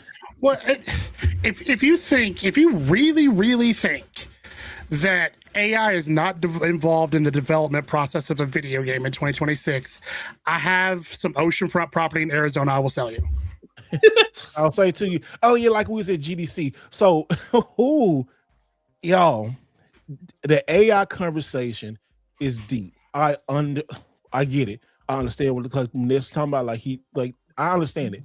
But these developers like seeing ghosts, like Scooby-Doo saw the ghosts, they shaking. They are seriously concerned about, especially the more of the 40 plus developers, like 40 plus age developers who are getting pushed out by these AI and all this kind of stuff. They are super duper concerned. And I had the revelation because me and another content creator, he was a really good one. We're content creators, right? We can pivot super easy and find another job or do something like this, or you don't have to do this all together. We kind of get to do this, but people developing games and doing that kind of stuff, it's a seriously threat. And right now it's a battle of balancing AI and real jobs. So I get it. So a lot of that plus NVIDIA pushing this and these cards and tariffs, all this stuff at one time is coming together to make this craziness that we never saw before in the gaming world. Because one developer says something is AI is the only tool that video game developers never picked up on. It was like they said we're usually the first people to try out everything that's new, but this AI stuff is not the thing they're not trying out right now. It's like, well, I think that hold on. It's like AI is like being pushed on developers, being pushed on people, pushed on the public, and I'm looking at it from a creative standpoint, but I also see it from their point of view but then also you got this other thing. You have the normal people who mainly just want to say shit on the internet, don't understand technology, don't understand pushing forward, scared to go forward, and you got all of these things. This is making like this crazy storm, and we don't know what's going to be on the other side of it. And it's crazy. It's real. This is a real thing, and that's what kind of kicked the shit storm with that. So basically, that's what kind of all that kind of because I know he's got a lot to say. Yeah. Well, I mean, like here's the whole entire deal. Oh, sorry. Go ahead. Yeah, let me just finish this. Yeah, because you're gonna go. So, to your point, Steve, when you're talking about they're pushing AI on the developers, well, we're seeing that on the tech side too. They're pushing AI for everything that we're doing. Mm-hmm. This is why, me personally, I've had a problem with this massive demand for AI and companies saying like, hey, we want you to use this. We want you to do this. We want you to build all these tools. No, the back end writing is you want us to build our replacement. Mm-hmm. That's the whole thing. Yep. That's all that is. People are scared to get the devs are well in their right to be afraid because I'm coming through. I think that was. I'm like the devs are well in their right to be scared, especially the ones that are a little bit older, and their core foundation has been what the industry has been for multiple decades, right? Because they've been in the game so long. So for them to pivot and shift, it's going to be a little bit harder than someone that's fresh, newer to the industry, that's able to pivot and shift a little bit faster because they're able or capable to utilize those tools a little bit more. Their thought process on how the tools, the prompts, all that stuff thinks to build. The thing that I'm seeing is we see it with these movie trailers that are built completely off of AI. If you compare that to last year, you're like, damn, is this a trailer for a Marvel film? Like, is this a new Bruce Lee movie that was locked away in somebody's film warehouse that I never saw before? Yeah. You see this stuff and it's getting better, but yeah, you can still tell the nuances. So when we're comparing this to a game, we're talking about DLSS off or on. When I started looking at images and people were like pissed, like you're taking away the art direction, I understand that piece, because when we're talking about the artists that are creating these characters, that are designing these backgrounds, these stages, these environments, now you potentially wipe out that entire portion of the industry because now you have an AI tool that can build it faster, more complex, or it may be half-assed, but the corporate folks don't give a shit because they're just trying to push the games out faster. If you're telling me I can get a game out 8 months faster than I would if I had like 20 or 30 people working on the game, I would do that and save myself the money paying the overhead. So yeah, I would lose the cost up front in game sales, and maybe the game picks up, but maybe the game doesn't. But bottom line wise, I'm saving myself money if I'm a corporate person. Yeah, that's true. I guarantee that as far as the actual coding and writing back-end code, that a lot of these devs are using AI to help their efficiency. Like I put in the chat, like AI in the hands of an experienced dev will 10x their efficiency, because there's a lot of medial tasks involved in the development and software development process. I mean, I know this from experience, and being able to just have AI do those tasks and not have to worry about a junior dev doing it or some other random person doing it. One experienced dev can essentially do the work of himself and 2 junior devs just by using AI. And it's unfortunate, because what I think is going to happen is there's not going to be any more junior dev positions. The problem is they only want senior devs, but the problem is you can't become a senior dev if you were never a junior. And so on and so forth. Yep, we're losing a lot of that key information. Yeah, I truly believe that the coding language of the future is going to be English. As unfortunate as it is, it's going to be English. It's going to be English? The coding language of the future is going to be English. Yeah. Well, because AI is very efficient at writing code. Claude Code is phenomenal at writing code. Yes, you're going to need to have a human in the loop to fix certain things, but it's quite good at writing code. I don't know. The way I kind of look at this is, I mean, obviously the whole AI conversation is huge, right? Like that's multiple. You can make a series out of that, but from a creative standpoint, yeah, obviously it's like you don't want AI like basically scraping all the metadata in the universe and ripping every human being that's ever created anything off, and then say, "Well, I can create stuff." No, the fuck you can't. You like it literally are stealing other people's art. You've been trained on it, and now you're just basically mixing and matching and creating. Or generating, I'm not even gonna say creating, generating images and things that were never yours to begin with. You're just hot. That Dragon Ball. Well, so yeah, and so, but the DLSS part, it's like I think on the flip side of that, if you've played any game at all, period, point blank, that has frame generation, you're already playing games that have AI that are deeply in the muscle and sinew of that game, right? So I think that there has to be the happy medium, and like any other new technology that comes out, we need to put rules in place. We need to have some form of controlling, what it does and doesn't do and how it does it and things like that. Because if you let, these little tech billionaires just run, roughshod over everything, we're going to live in some fucking horrible dystopian future, Blade Runner times, 10, like horrible situation. So it's like, you have to find the balance. So this is what we're talking about right here. So like this picture we got on the screen. This image here, like I heard people complaining about this, like it doesn't even look like her anymore or anything like that. Mind you, I have not played Resident Evil, nor am I going to play Resident Evil. And y'all know my reasons behind it. Ness does not do horror games. I didn't either, but this is a good game. This, to me, you can definitely tell the quality difference in this image, both images. Yeah, they both look great. But you can significantly tell the definition in the face, the hands, the background, the ground, just the surrounding environment. It looks good.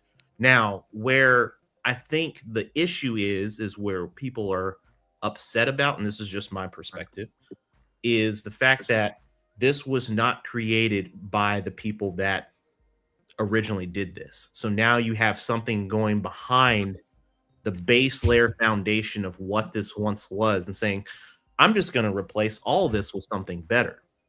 Color shading, maybe the texture or angle of the hair is different now.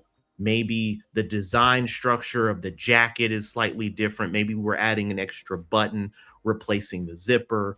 Maybe it's a V-cut shape t-shirt instead of a U shape. All these different things are subjective, but the AI made that decision, not the artist. So I think that's where possibly that's where the issue is. Now, for games like Starfield, they absolutely need that shit. Okay? That game I got something to add to that. Absolutely horrible looking. And even after they went back and patched it, it still looked like trash. They just stole the models from Mass Effect Andromeda and just pasted them as what it looked like. Made it worse. Now, am I justifying that we need this for every single game out there? No. I think, yes, they're going to give us the option to turn this on and off. Yep. I think on the back end is where the real data is going to come into play and where we really start seeing where the percentages of actual gamers that are turning this on and leaving it on. That's the deciding factor. See, look at this picture right here. I'm looking at it from a photographer's standpoint. It turned all this shadow. This is me like editing a picture. Like the off is like what I took in the camera, and then when I on is like the final product. On some stuff. This is why I look at it is. I look at it, but a lot of people don't have a photographer's eye.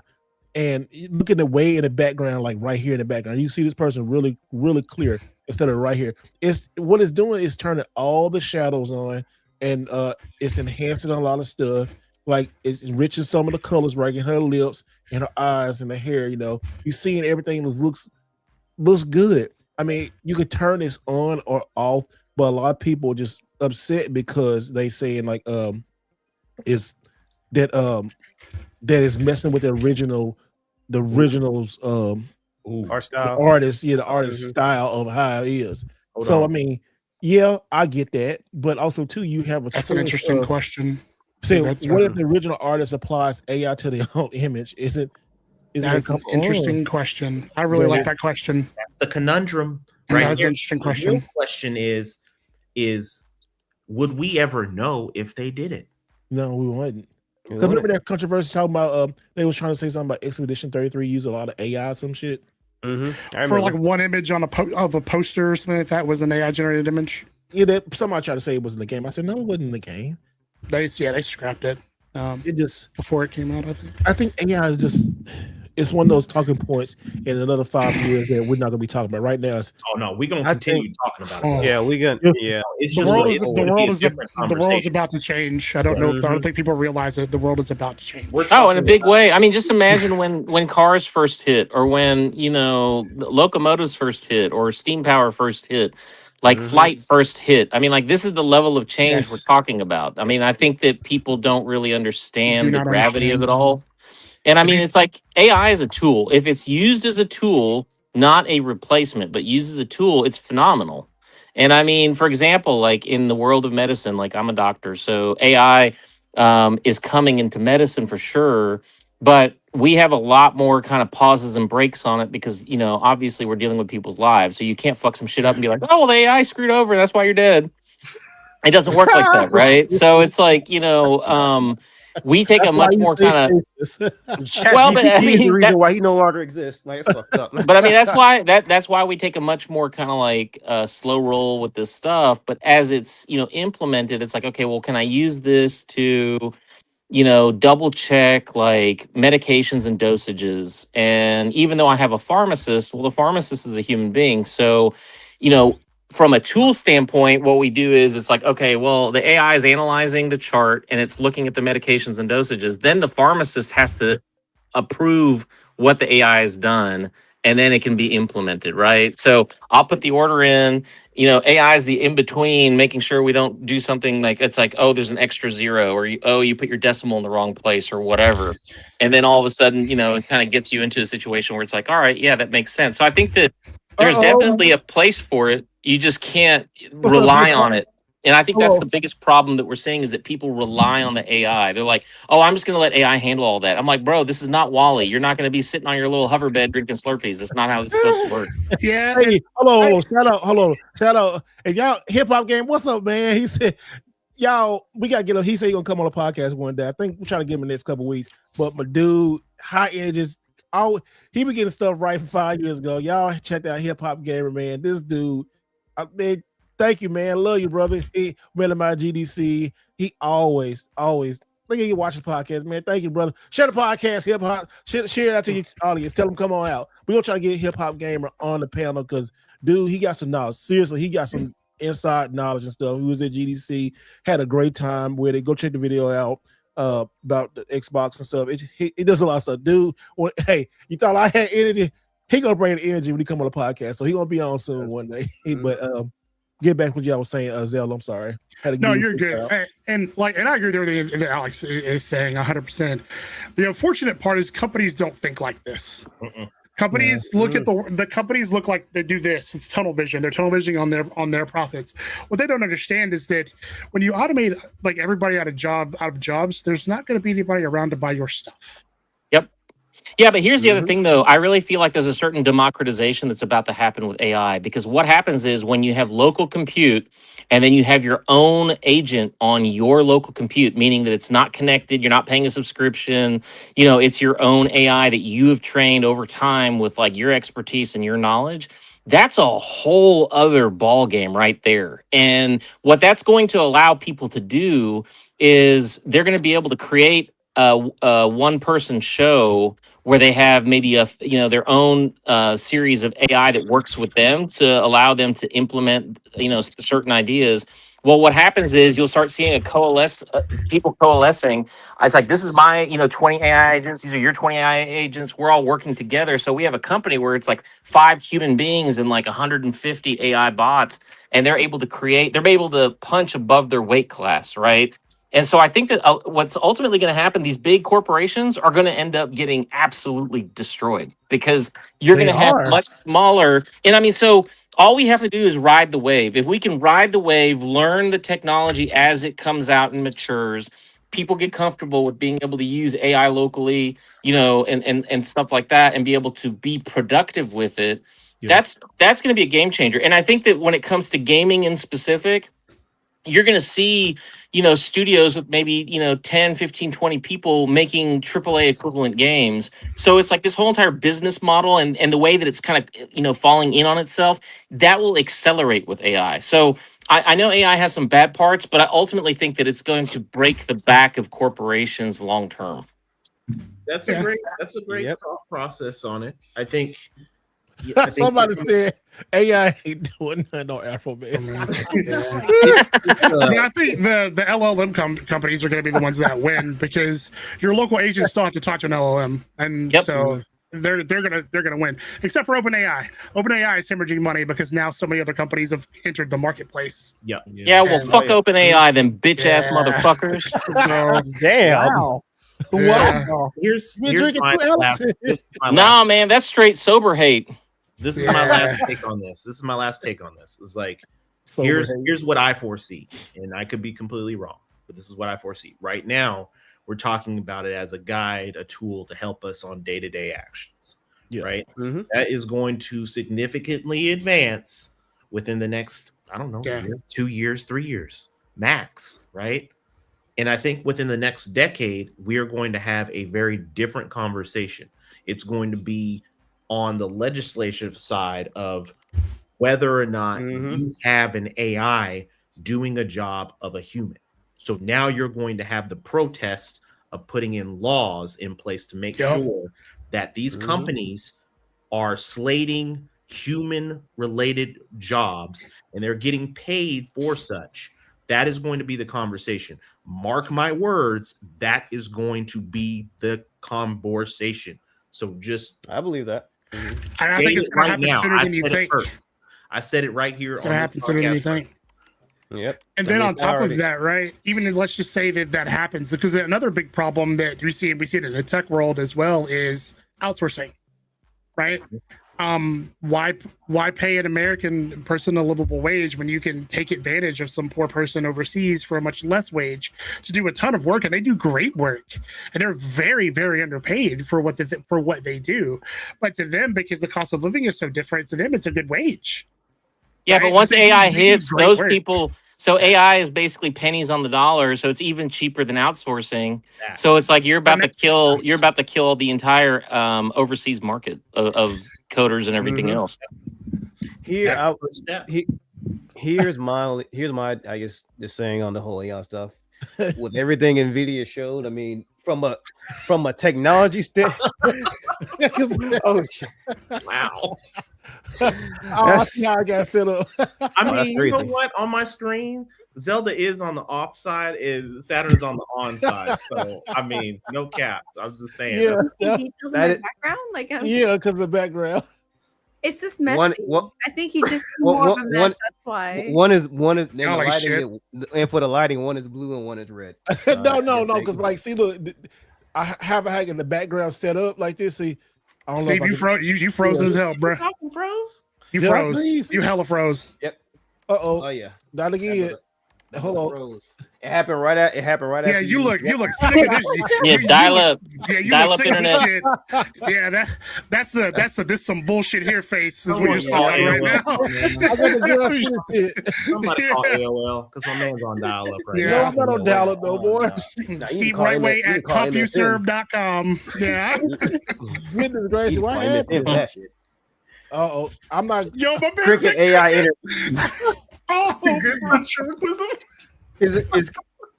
Is Cricket even still around? Like, yeah, bro, my mom got a Cricket phone. Oh no. Hey. Oh shit. She's like, I ain't spending a bunch of money on the phone. Snapshot of yourself in freeze frame and then just. I think I know what I'm doing. Do you? Yeah. Yeah. That's downloading shit in the background. That's something like you might have to like leave and then come back to fix, or if there's something else. No. Don't be talking about leaving. He can just do. There you go. You're moving. Okay, there we go. No, it's the whole spot. I'm looking at, and we're back. Oh no, I'm looking at another. I'm looking at another platform. I sent y'all in the chat. I'm looking at another one. It's cheaper and it's much better. Look, now Zelda. I lost my camera lost connection. So See, you should talk first to you now. You shouldn't be talking shit. Hey, them prompts, them AI, they trying to get y'all, man. Y'all didn't know. Open AI's like, fuck your couch. Hold on. We're not even sure if the real Zelda's gonna pop back up when you get his camera. Saturn, as our resident artist on the podcast, what are your thoughts of the future of, just as an artist yourself, when we talk about creation and the competition against things like AI or this DLSS off or on, what are your thoughts on it? We're back, bitches. Sorry. Welcome back. Thanks. Back, bitches. So it's 50-50. As an artist, it's like I feel obliged to be against it. However, I'm not against it if it's a character design that's already been made by a person. It's been 3D modeled by a person, and most of it's not even 3D modeled anyways. I think a lot of people think that they just like model a character from scratch. They use images, photo gallery. That's literally what they use. What's it called? The new photo? What now? Photo gallery. Okay, yeah, that's because that's what they use. Photogrammer. Yeah, I think that's what it's called. Because so they take and stuff. Yeah, like they take multiple pictures of the person, even objects too in the game actually, and then they have artists that clean that up so the polygons are not like full of holes in the mesh and all that stuff. So you have like these people work on that. They're already not doing everything from scratch. So when you have a character that's basically done, and then you have AI come in and just slap on technically an effect on the character, like rendering an image, let's say of the actual actress. I think they used her face. Sorry, I heard myself. If they take a picture of an actress and then they slap it on to the model that's based on that actress, that just makes the model more clear. Am I against that? No.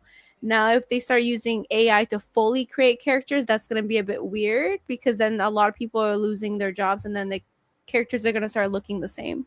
The games are going to start looking the same as well because AI always feeds on,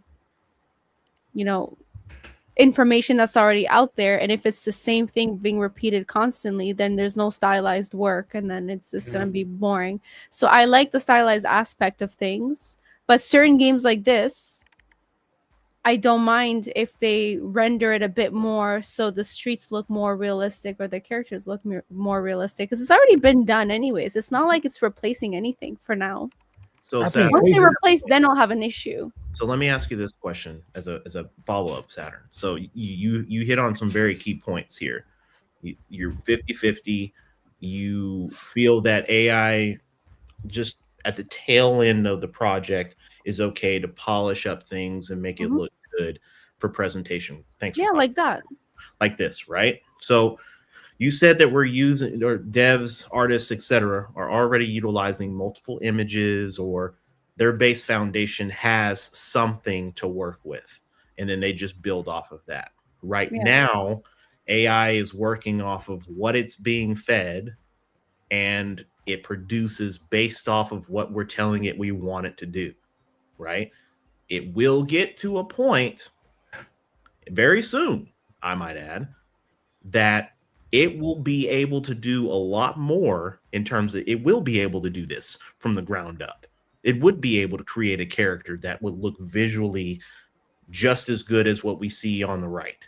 Or if someone says the one on the left looks better, then vice versa, right? So in that justification, where would you sit if today it's 50-50 and I'm okay with it, but tomorrow we're at a stage where, hey, things have changed significantly in the landscape of things. How do you compete against that? How do you combat that? What are your thoughts there? See, there's a reason why I left that industry. There's a reason why I left, because I'm not dealing with joblessness in the future, right? But I will say it's bound to happen. Mm-hmm. People are gonna have to either be angry about it or just accept it. I don't like to be angry, so I'm more on the accepting side. I just like a nice game. Now, they have no excuse when it comes to bugs. That's all I have to say. Because at this point, if you're going to have a game, like already, again, I'm not sure if a lot of people know how it works like with games, but literally down to the texture, it's all photos. Nothing, no texture is like hand drawn or anything. It's literally somebody took pictures of leaves on the ground and then they put that on a plane. And then threw a couple of maps on it to make it 3D. Well, I mean, here's the deal. If you want photographic quality, like photorealism in your games, this is how you do it. Yeah, it's a standard now. It was already being taught. I remember back in 2012, they were teaching me how to do that. And that's like when games were still like sort of, not as, it's kind of primitive looking, to be honest. So now that's basically the industry standard. The characters, people used to 3D model these characters. They don't 3D model them anymore. They literally just scan a person's face and work with that. So at this point, most of the work, except for the concept art, which is like the sketches of like, oh, maybe we should add blonde hair to this character or dreads to that character or this and that, that's still like being hand drawn. But when it comes to like the actual production, there's more procedures that are not human than human procedures, I think. So if AI comes in and fully takes over, it sucks. But you know what? We got to move in with the times. Let me give you guys a perfect example, right? If I say, hey, go bake a cake, you can go and buy a box, get all the stuff, like mix it all together, or cakes. Or you can go and you can, basically, or you can go, I could say, go grow the wheat, go, grow the vanilla bean, go and do all that stuff. It's like, people are like, well, but, if you use the box, it's cheating. I'm like, no, the fuck it's not. It's called convenience and modernization. Like, if I made you grow the wheat, grow the sugar beet, sugar cane, grow the vanilla bean, all that fucking shit for a fucking sheet cake, are you fucking crazy? Like, what kind of dumb bullshit is that? It's like, so people are just stupid. They want to sit back and they want to say some dumbass shit, and they think they're so fucking intellectual, and they're fucking full of shit. Fuck them. I mean, people just need something to rage about. People just need something to be mad about. But that's what I'm saying. It's like, you got to be at the point where it's like, bro, embrace the fucking technology, but use it responsibly. It ain't hard. They don't know the technology that goes behind. They don't. They're fucking dumb. They're ignorant. Sorry, ignorant. Just like what the comment says here. There's mocap. None of the characters are, because remember back then, like in those games with the really bad animation, like especially with the mitten hands, it was mocap. Those were like us animating these stupid ass characters, and now everything is mocap because it looked bad. Now everything looks realistic because you have a person in a stupid suit with dots all over their body just running around doing all kinds of stunts. So at the end of the day. And even in that scenario, and these people are going to make a lot of money. That, you know what, they're never going to replace with AI stunt actors. Stunt doubles, not yet. Because I don't know. Well, think of it this way, right? Because this all feeds into the same thing. This is what I'm just trying to get. I'm not trying to be a doomsday person or anything like that. But I'm just trying to say, when you're talking about motion capture and all of that, where the person's all in their little green screen, blue screen suit, and they've got their dots all over, and the computer's recording all of those little moves. Right? Yeah, they're recording all those movements. Right? Eventually, you have that information in the computer that can be easily translated into AI. So now you have that. Like, you have some actors, like Jet Li was one. This was one of the reasons why he didn't do The Matrix, because he was against them putting his martial arts techniques and his moves in any kind of program and using that later on down the road for any kind of CGI or anything like that. He foresaw that way in advance, just because he felt that the passion and all the work that he put in to learn that art of martial arts, wushu, all of that was the purity of it all. That's what an artist would argue, right? Is like the purity of me creating this is the pure passion. If you take that away from me, what am I? Yeah, but okay, let me give you an example, though. Val Kilmer is coming out in a new movie. Val Kilmer, they're using AI to do it. Val Kilmer worked on that movie for about 5 years, but then got sick and everything else. And then so they sat down with his family and his estate and said, look, we don't have this film finished. How do you guys feel about using AI? And they're like, yeah, absolutely. Let's fucking, do a proper send-off for dad.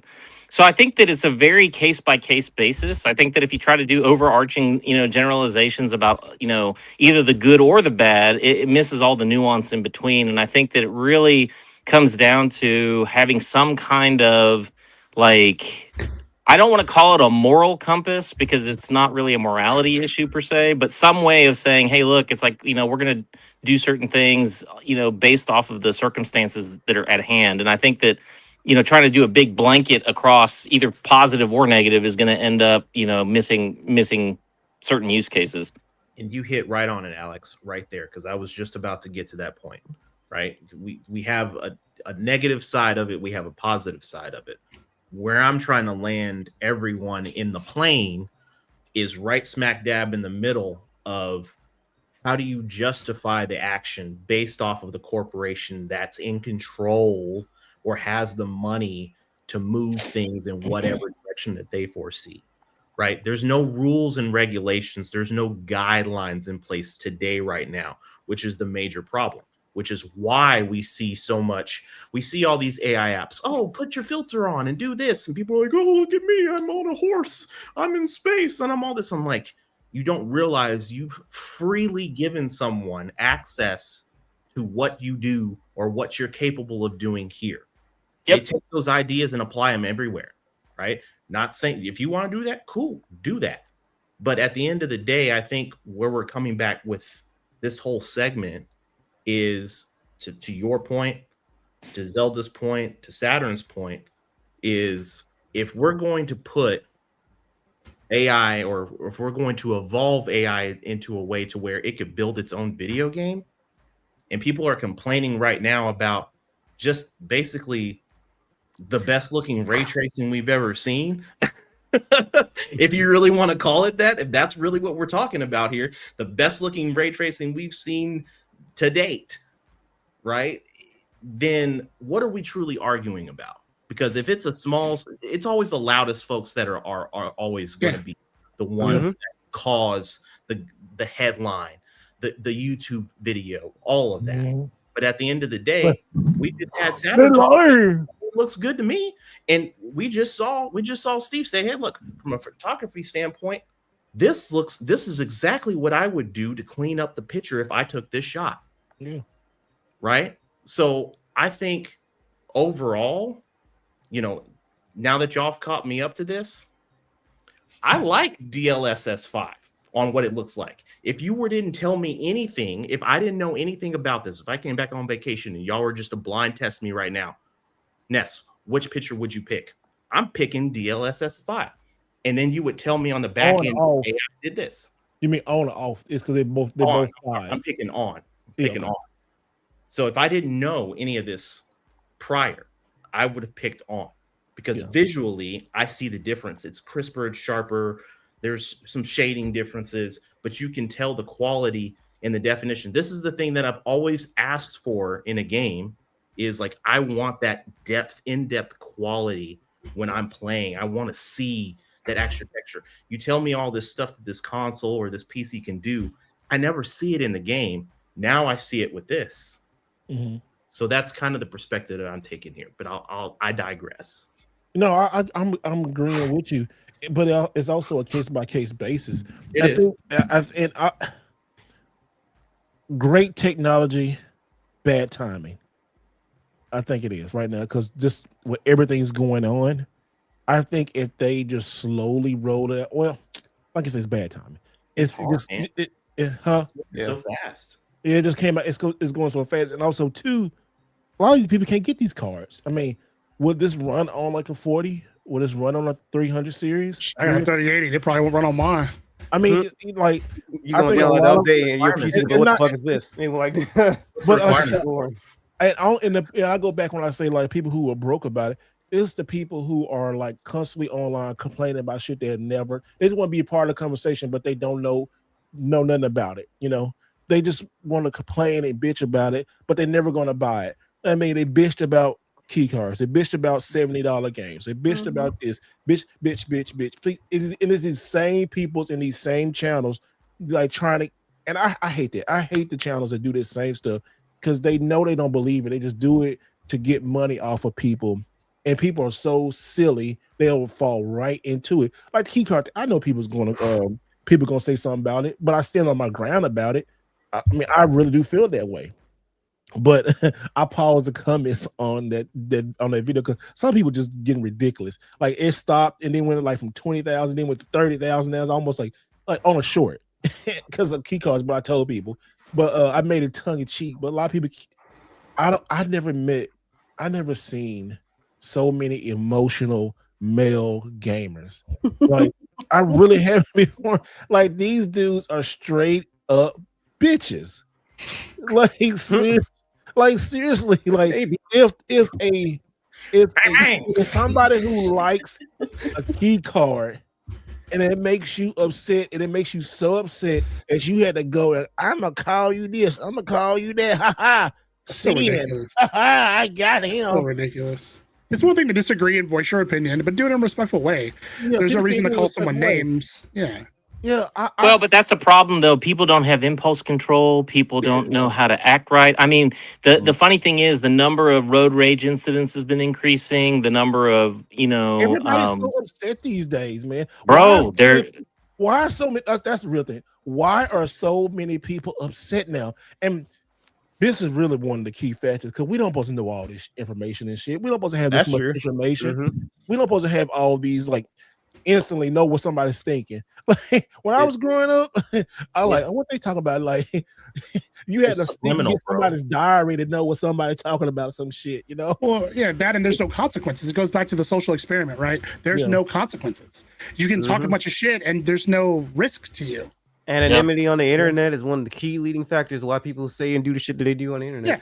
Yeah, because they don't think it's wrong of me to say this to this person. They think, well, I can go ahead and do this because there's no consequences to me. This person will be walking past me on the street, wouldn't know me from Adam. The internet is a wild, wild west. I mean, in terms of regulating some of the shit that happens, I mean, it's kind of like a grayish area to where you can't really do certain things. I mean, unless certain law enforcement get involved, like doxing. Shit like that, that's a little different. But in terms of like the name calling, all this shit, like it's like I said, it's still the wild, wild west out here, unfortunately. I just don't understand the mind. I really would love to sit down with some people who they mindset are like this. Like you, especially if you are over the age of 25, you are grown. I don't see a lot of females doing this. Saturn, you can tell me. I don't know. Pink Princess, you can tell me. But I just don't understand the concept of these guys who do this, and these are all in these like collector groups. Like they do it in cars, they do it in tiddlywinks, they do it in phones, and all tiddlywinks. I know, like they do. You heard that one a long time, tiddlywinks. I mean, I don't know, because I grew up before the internet and during the internet. It's like I just cannot imagine. That's why I block people, and that's another thing too. people get so mad that they do something and then you block them, and then they get mad for you blocking them because of their actions. I never understood bitches like that. Like grown ass bitches who watch this shit right here. Yeah, we need a bitch counter for how many times we said that tonight, man. We rolling. Like you know who I'm talking to because you watch everything I do. You a grown ass bitch. Oh, we out here calling folks out directly now. Yeah, but I mean, think about it though, man. It's like there's always people that are productive and do something with their lives, and it doesn't matter, right? Like, you know, you look at everybody in this group; they've got something going on for them completely outside of the internet, completely outside of like YouTube, completely outside of everything. It's like you're a fully formed human being. You've got real relationships with people. You know what I'm saying? Like real, genuine friendships, and you travel and you read and you do all that other stuff, right? And it's like a lot of people just don't have that. Now, I understand that some people are without opportunity. I get that. Like there are people who genuinely can't. But I don't think that that's everybody. And I think that a lot of times people want to make an excuse for why they are the way they are. And so they lash out. You know what I'm saying? Like they get all up into people's shit, and I'm just that's that damn Yoshi. So what the fuck is that? But I mean, you know, it's like that comes down to it. It's like a lot of people are just fucking. They ain't got it. They just ain't got it. And they call themselves out in the comments too. I sometimes go through Steve's comments just to see like who's the clown of the day, the clown of the week. You really like a couple days, like I think it's like 2 videos down where there's like a whole Yo Mama fight going on. Yo Mama, I was like, wow, bro. Like we're going all the way back to 95 with the Yo Mama jokes. Like, damn. Well, did I say something or they say something? Was I saying something? I saw you say Yo Mama. I was like, oh. But that guy came back with a paragraph. He was so mad. It was only like 3 words. I would have been like, whatever.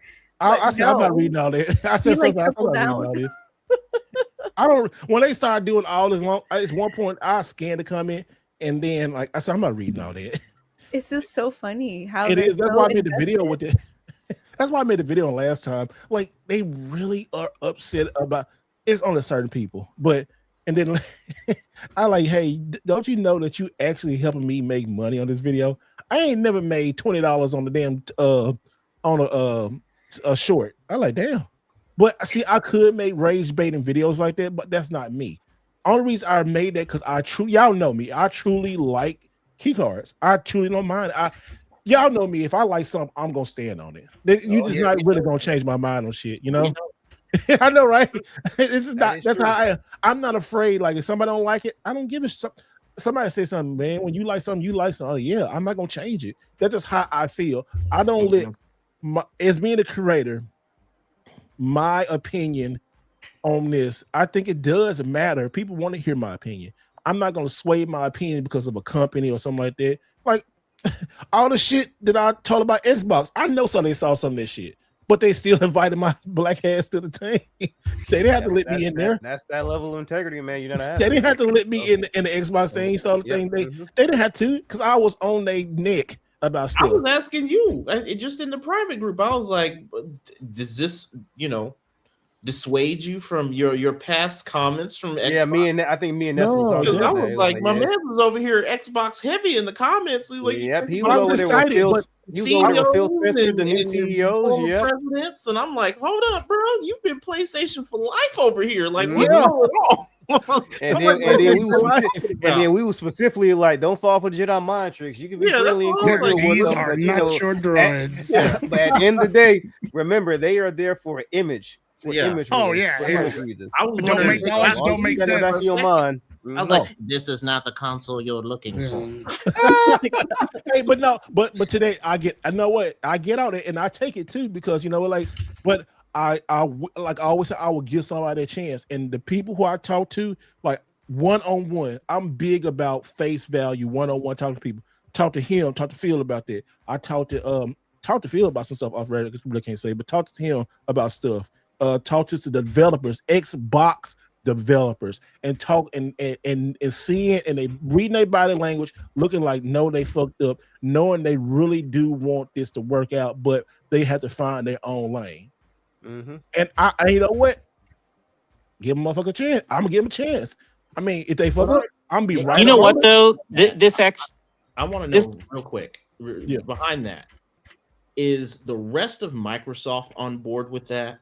I don't think because so. that seems to be the vision outside of the company. I don't think so. We see this is my thing. Trying to move in the right direction, or so to say, but the rest of Microsoft is like, F that, So that's going to be the biggest speed bump in this whole thing. Well, I mean, they had the town hall. Hold on, Ella. My take is that whoever's name, Nally Adele or whatever it is, he's giving the new Xbox CEO. He's giving her all the way to make it right. But I think it's this one last chance. I think it's this Xbox one last chance. After this, 2030, if it don't work out, Xbox Vision's gone. That's my personal opinion. I think they got this. I think they got one shot, and they got one more chance, and this is over. And because they spent too much money on all the kind of stuff, and all this stuff is going out, just like Apple. Apple's about to get ready to change heavily. Apple's they losing everybody. But this is Xbox one last thing, and this is the last chance for Xbox. So if you want to support Xbox, you want to do, but they have to make the decisions. They are listening. Trust me. They see all. We was talking about it. They see it all. The things people say, they see it all. They see it all. That's 100%. What y'all look at me like? I said, you know me? He said, I seen you around. I said, oh, okay. I was like, that's okay.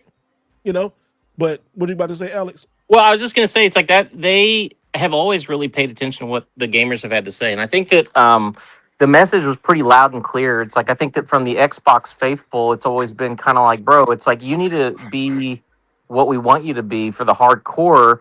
We don't, mind. It's like, basically they were like, okay, if you do this and you do that, that's fine, as long as you address the needs of the hardcore as well. And I feel like, they tried to be almost a one-to-one copy of PlayStation, and they failed miserably. Yep. And I feel like in this instance, they're actually like basically keying into where their strength is. And so like having a PC hybrid console, I think it's a great idea. I mean, you guys go back a year and a half ago when I started talking about this stuff with you guys, and like what my take was and why I thought it was a good idea, and everything else. And it's like, they have not really derivated from that. So I think they get it too. I think that it's like, because if you truly allow this thing to be a PC, meaning that I can do coding on it, I can do maybe Office on it, I can do different Microsoft Store apps and things like that on it, and game, then it's like, absolutely. Talk about a Trojan horse. It's like, hey, I'm going to college. Well, shit. I mean, you could put that in your dorm room for easy.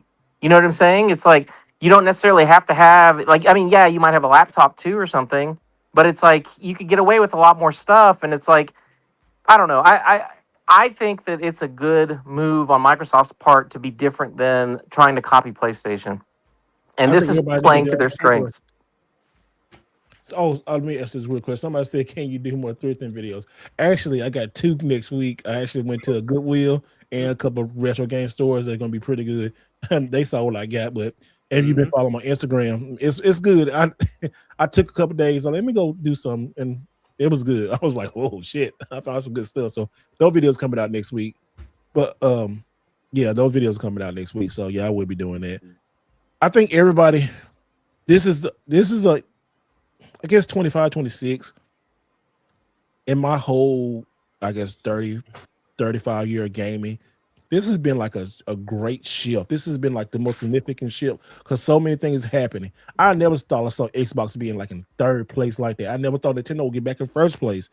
I mean, AI, buy the PC. It just, but also you get older, so you that was the biggest shock was the PC. It was for me. Yeah, it was the biggest shock for me. For years, he was talking shit about that. He was like, "Why would I want this?" And then that man got himself a actually really good PC, and that changed that whole man perspective. And then they tried to get one on the slide. Then he got fouled in that. And I had all intentions on getting one that what was it this year? I'm so glad I bought it last year. Dude, I'm so glad you bought this year. This last year too. Yeah, Steve's last minute decision to actually start getting the PC when it forced your hand was actually the best decision that he ever did from getting that PC, because you would have been SOL trying to build one last year. Impulse move I've done. You would have. And more I found out about this PC and learned about it. Oh, Alex, like when I left too, we had them storms come back, and then when I came back home, my battery was like cheap. I'm like, what's going on? I said, what's going on? I said, oh shit, my computer can't come on. And then I had to reset the battery, turn it back on. So, oh, okay. So I was like, ooh. Yeah, but you know what though? That protected your investment, because it's like if that power surge had hit your computer naked, there's no guarantee you would have been able to turn it on when you got home. Yeah, SOL. I've been so mad. Like, dude. I just paid that bitch off. I'm like, no. Yeah, that's some nice bit of change to lose during a thunderstorm. So yeah, you protected the hell out of that investment. Yeah, that's why I get to that power surge down there, boy, man. But the whole thing about this is, I think people don't need to lose focus of gaming. No matter what you play or what you do, it's all about games, and I think a lot of gamers are forgetting about that. I really do, because there's so much online. I say online. A lot of people online is like forgetting about games. They want to show off. They want to do this. I've been through it all, so I get it. But at the end of the day, don't forget it's all about the love of playing a video game. No matter what nobody say, no matter what score comes out, Christmas Desert, no matter what it is, just talk about it. Just play it. Just play some. Take a chance. Take a chance, honey. We say on Come America. Come on, honey, take a chance. And you're really a prince. I marry you. I just need a. It's been really weird. It's been nothing bad, but it's just been I've been in this weird kind of like, I haven't been like watching any content. I haven't been making any content. I haven't been playing any games. I haven't really been watching anything. Mm-hmm. Like, it's just been a really weird void of things to like. I'm like, maybe I need a really good game to dive into. I was hoping that Crimson Desert would be it, but hold up. It may still be. You don't know. It might. Like, I gotta wait. Hold on now. I'm not saying I haven't played it yet. I'm not gonna give it any but like, Zelda and I are we're very aligned in our gaming, and I trust his insights, because me and him have been gaming for almost 20 years. It's almost 20 years now. So if he says it's meh, so well, let me clarify, right? I think it's gonna depend on what you're expecting from this game. If you're expecting it to be an RPG, it is definitely not that. It's an action game. It's closer to Breath of the Wild than it is to Witcher. Really? Yes. Okay. So Breath of the Wild is kind of RPG, but it's not. Yeah. Well, so it's an action adventure game. Zelda's not an RPG. It really isn't. So that's, I think, it really depends on what you want to get out of it. If you're expecting The Witcher, it's not that. Where did this hype start with this game, though? Because I saw it last year at TGS, but it really started, I want to say, like close towards the middle / end part of last year, when it actually got a release date to it. Because again, when I was talking in the group chat with Alex, I was like, I've been paying attention to this game since it was announced back in I first learned about it in 2020, but I think Zelda said it was announced back in 2019. But the first time I was aware of it was 2020.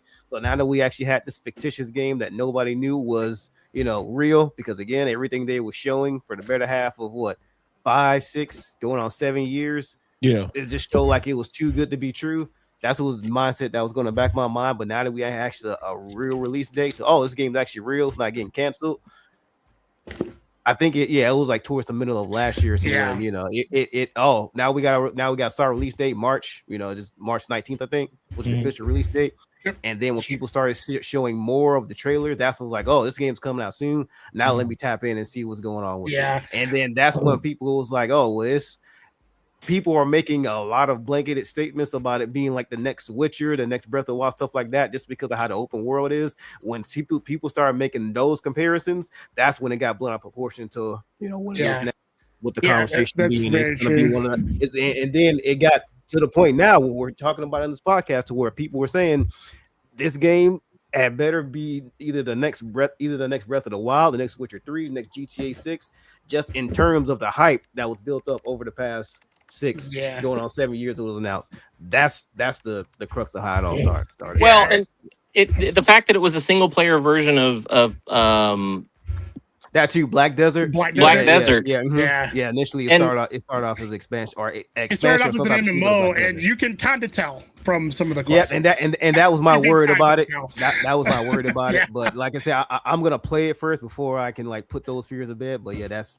I do have that in the back of my mind. Pearl Abyss started coming out with these these videos about it, and that's what really started to get my attention. Was when they started putting out those videos, those what do they call them, like showcases or like the combat and stuff like that, all different. Yeah, and I was like, okay, like these guys might be cooking a little bit because I played Black Desert Online, and Black Desert's fine. I mean, the combat is good, the story is ass. Yep. Like I really like Breath of the Wild. The stories of those games are okay, but I wasn't really there for the story. I was there for the world. I was there for the the gameplay loop, and I kind of think that's what they were aiming for in Crimson Desert. But there's a lot of systems. It's a lot to unpack. So I think it'll be good. I think it's like one of those things where it depends on the type of gamer you are, whether this game works for you. Because it's like, if you like the ARPG type game that allows you to advance your skills and stuff like that, but it's not like a super hardcore, heavy RPG, then yeah, I think that game is definitely for you, especially if you want something that's open world, lots of exploration, because the map is fucking gigantic. I mean, it's absolutely massive. And so in those instances, because I mean, if you look at the reviews, that's basically what they said. There were some people that were just turned off by the intro, didn't want to really dedicate the time, energy, and effort to, slog through the tutorials and stuff like that. And I'll be honest, I had that same problem with whatchamacallit, Horizon Zero Dawn and all that. I had that problem with Assassin's Creed Valhalla. Like, I mean, I just sat there and was like, oh my god, I don't want to play like a little kid, and I don't want to fucking just let me get to the actual game part, right, and like be able to do stuff. But then once I finally got past all that, and I'll be honest, it took me 5 years from when I bought the game at launch to where I finally actually played it to completion. Like that's how much it took mental convincing to go back to that game. But I'm glad that I did, because once I went back, I was like, yeah, it's actually a pretty fun ride. And Horizon's amazing. Well, have y'all ever played the game to where, we kind of did mention Assassin's Creed Valhalla. Have y'all ever played the game like initially you kind of turned off because it's just so vast and all the shit you got to do to where you couldn't really invest the time into it? Oh, absolutely. Like, not for me, got to come back later. That kind of happened to me with Mass Effect, not because it's like a vast game. It's because when you get to the Citadel, well, that shit was boring as I think. Bro, that's so funny. I said, bro, I have to put this shit down for like a year. I was the same way. I did the same thing, Mega. Mass Effect 1. I came back years later and played it and was like, oh shit, this is actually really good. That shit was boring as hell. The beginning of the game is a slog, bro. I was the same way. Well, that's not just me. What up, Buttery? What's up, man, brother? We here just talking crazy. Hey, but you know what though? Okay, so I was looking at I was looking at the new releases for the rest of the year, and I was just looking on some. What are y'all pretty excited about? Because I guess I can just share it right here. Crimson Desert, that was one of my number ones. Now, that was one of my number ones for this year. It's tapered just a little bit, just because I have more information going into it now. I'm still excited to play it, but I'm not thinking it's probably going to be the best thing since sliced bread anymore. Like I tell you that, but GTA 6, of course, that's one. Which game? Crimson Desert. Crimson Desert. Crimson Desert. I'm still hyped to play it, because I think that for me personally, it's exactly what I want. I don't want a super heavy, super complicated like RPG system, but I don't want something that's just completely just hack and slash. And so this is kind of that in between. And honestly, it's like, I feel like it's going to be very similar to like Ghost of Tsushima, right? Like it's got a little bit, you got progress and different skills and stuff like that. And correct me if I'm wrong. I mean, I assume it's something similar to that, right? I would say, but Ghost of Tsushima, like that had a good stopping point. No, it did. It was not. The map is on Crimson Desert is nowhere is like what 4 times because I went to the Nintendo store, nigga. Yeah, that's a little bit. Steve gonna be playing Brimson Desert, bro.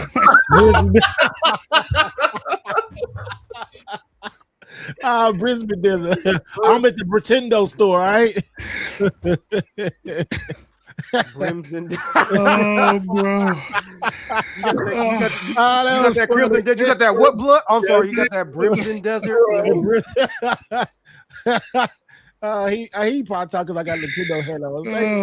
Hey, what you talking about? Capcom? I mean Bat Bomb. I was at the Bat Bomb booth. I was at the Bat Bomb booth. Yeah, what the fuck you talking about? This is Super Mario, man. What you talking about? Super Mario Brothers. But no, like the game's coming like in May. I'm definitely excited for like Mixtape and the Yoshi game, and also 007. Which one is May? Oh, okay, I see it. Yeah, May. What was the side-scrolling kind of pixel art game that was coming out? It was announced on Xbox, and then it was kind of like a cyberpunk thing, and it's about to come out too. Like it's releasing something. That was showing off on Xbox. Didn't they have it at the Game Awards? Wasn't it on? Yes. Isn't that where we saw it? I can't remember. Yeah. I know what you're talking about. Yeah. But anyway, that's about to launch. The Adventures of Elliot actually looks fun to me. Yeah, that does look fun. It looks fun. Elliot, you got your own game coming out. Yeah. You gotta buy that game. Hey, you gotta go get the game and post. Yo, speaking of Elliot, have you played Ninja Gaiden Ragebound yet? Not.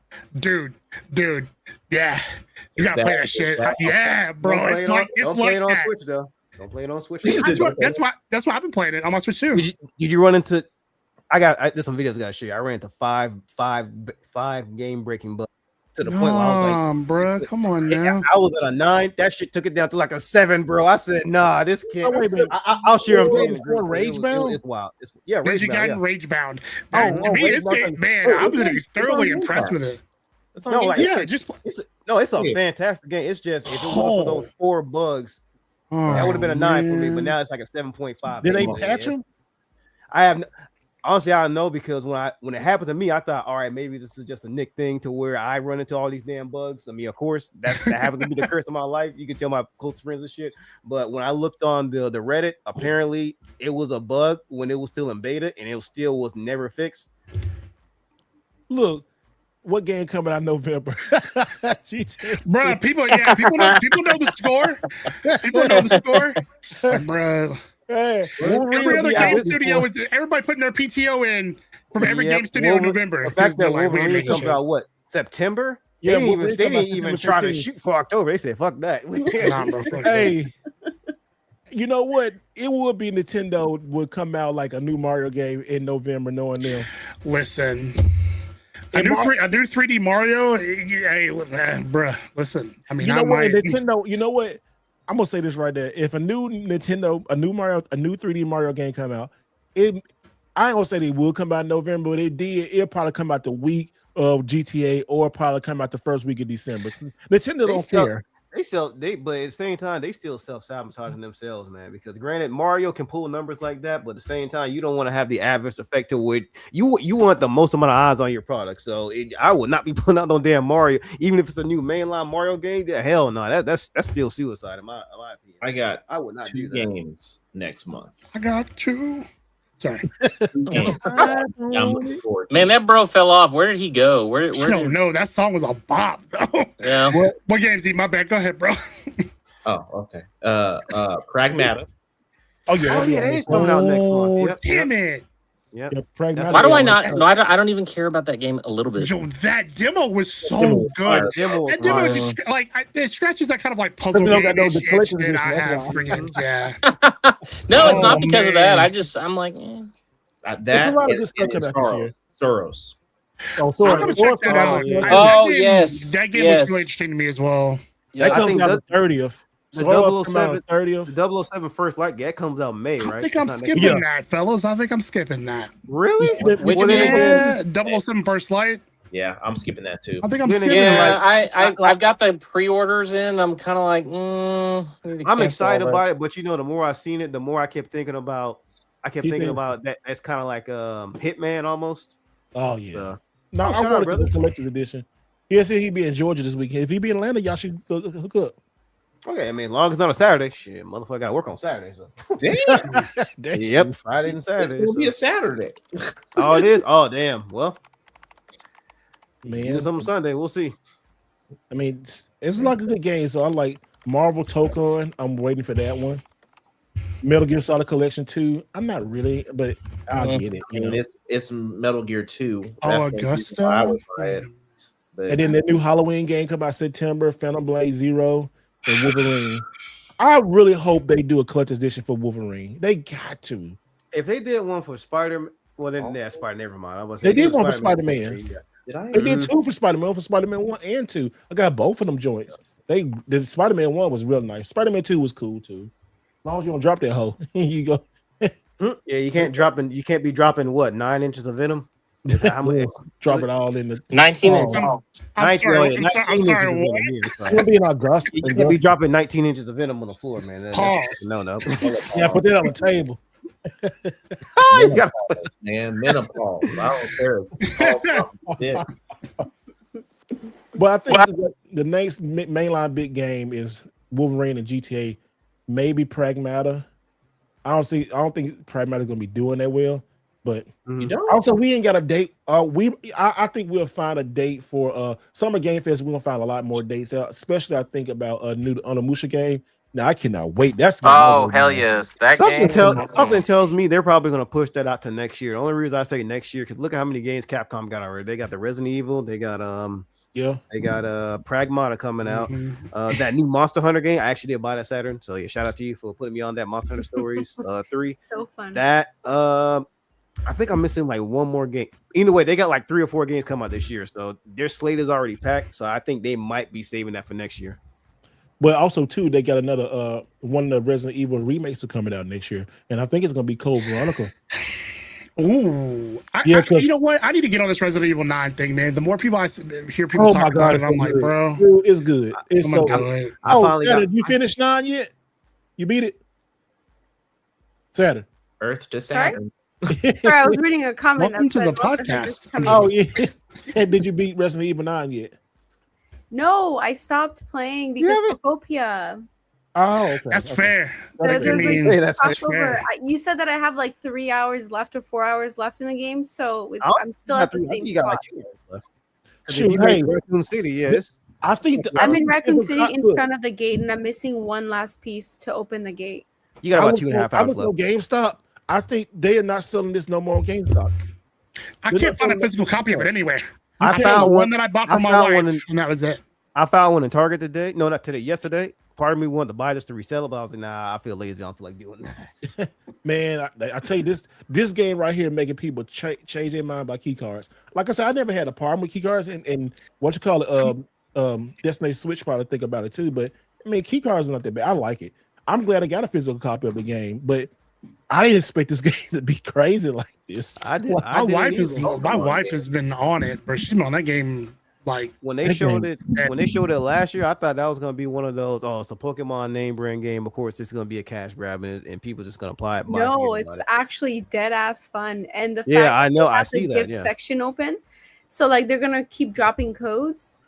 I can't wait. It's gonna be so fun. Also, tell your wife to go on the gifts.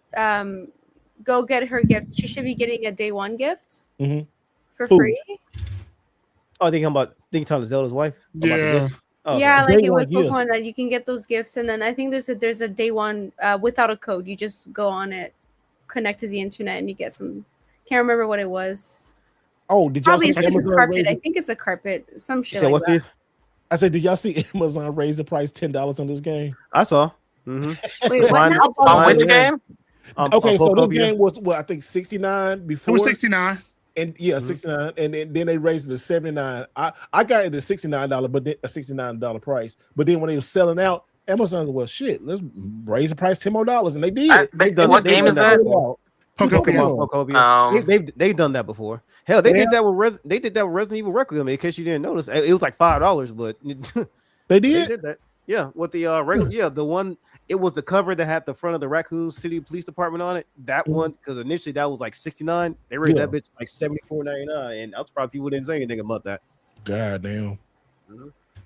Well, I mean, it was. It was a good game. I finally got. Oh yeah, the copies of Resident Evil are not coming back in. I think it's gonna be a 2-print run of that one for a while. Because Capcom trying to sell a lot of stuff on PC. Oh, this is what I wanted to tell everybody. If you see a game that you want, that you know you're gonna play, just pre-order it. GameStop now is only getting pre-orders of new games, and they barely get like 2 extra copies sometimes. I was in there today, and because there's we got all the pre-orders. Can I get one left? And then sold it, and then somebody came right in. Can I? He's about the last copy. He's like, oh no, I gotta go. I'm like, you gotta go run. He ran out the door so fast to the next GameStop. So I was like, yeah, pre-orders. Even at Best Buy, Amazon, pre-order 2 places. One at GameStop, one at maybe Best Buy. Because excuse me, you don't know. If it's not Grand Theft Auto, Call of Duty, Madden, 2K, all those are like real popular games, it's go ahead and pre-order that joint. Especially if no GameStop ain't getting looking copies like that. Absolutely. I think GameStop is about to change their entire business model into something that we're not even expecting. And I think that gaming is going to be like, okay, then we do a little bit of that. I sure as hell was expecting them to get into the trading card scene, that's for sure. To where damn near all of my GameStops are card shops now. Literally, they're all card but it's going to kill every one of those mom and pop shops because they'll be able to buy like, Magic the Gathering and Pokemon and like all, Lorcana and like all that bullshit. And they can get like, the biggest discounts because they can volume purchase. It will absolutely wreck everybody in that business. If they do the acquisition that I think that we were talking about, Alex. Oh, yeah. Oh, my God. Yeah, if they hit that the right way, bro, it's like, it's going to be insane. So, here's the thing. They are so cash flush that they're in no hurry to make big swings. So they can do what they need to do and, make sure the business model is sound. Because, you have to look at it this way too, right? The CEO takes 0 pay currently. Yep. But if he can grow the value of the company to like 10x what it is right now, he gets like paid like $1 billion or some shit. Oh. Yeah. They're like Wall Street's calling it the next potential Berkshire. Yep. Basically. And to translate, that basically means that they're going to become their own, investment firm. Yeah. GameStop ain't going nowhere. It's many people say, "Oh, GameStop is dead." The games might go somewhere, but the games, but they ain't going. They go in a different direction, like cars and shit like that. So. Yeah, exactly. It's like because they don't. There's nobody. They basically made enough liquid and did enough crypto trading and everything else to be able to bulletproof themselves. Nobody can hostile take over a company that's worth that much and has that much liquid capital. And you can short the stock all day if you want to. It doesn't hurt them. It doesn't matter at this point. Damn, it's crazy. Look, it's like I was there when GameStop hit $300+ a share, and I made my money off that. I was there and too. Then when it dropped all the way back down to $7, I bought the exact same amount of stock that I bought last time. Went all the way up to $80. Was there for that. Sold all that, and then bought the stock again when it dropped again. And it's like basically my, cost average across the shares is $0. Like the shares I own are free shares. So I'm basically just sitting there waiting. It's like I could sell now and make buku profit, but it's like, why would I when it's like one of those things that doesn't cost me anything to maintain? So GameStop has been, what'd you say? Message.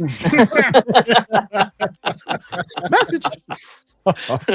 No, but I'm just telling you, man. GameStop, man. It's like that was the proverbial golden goose. That motherfucker laid some goddamn golden eggs, and I was blessed. I was there at the right time every time, so I can't complain.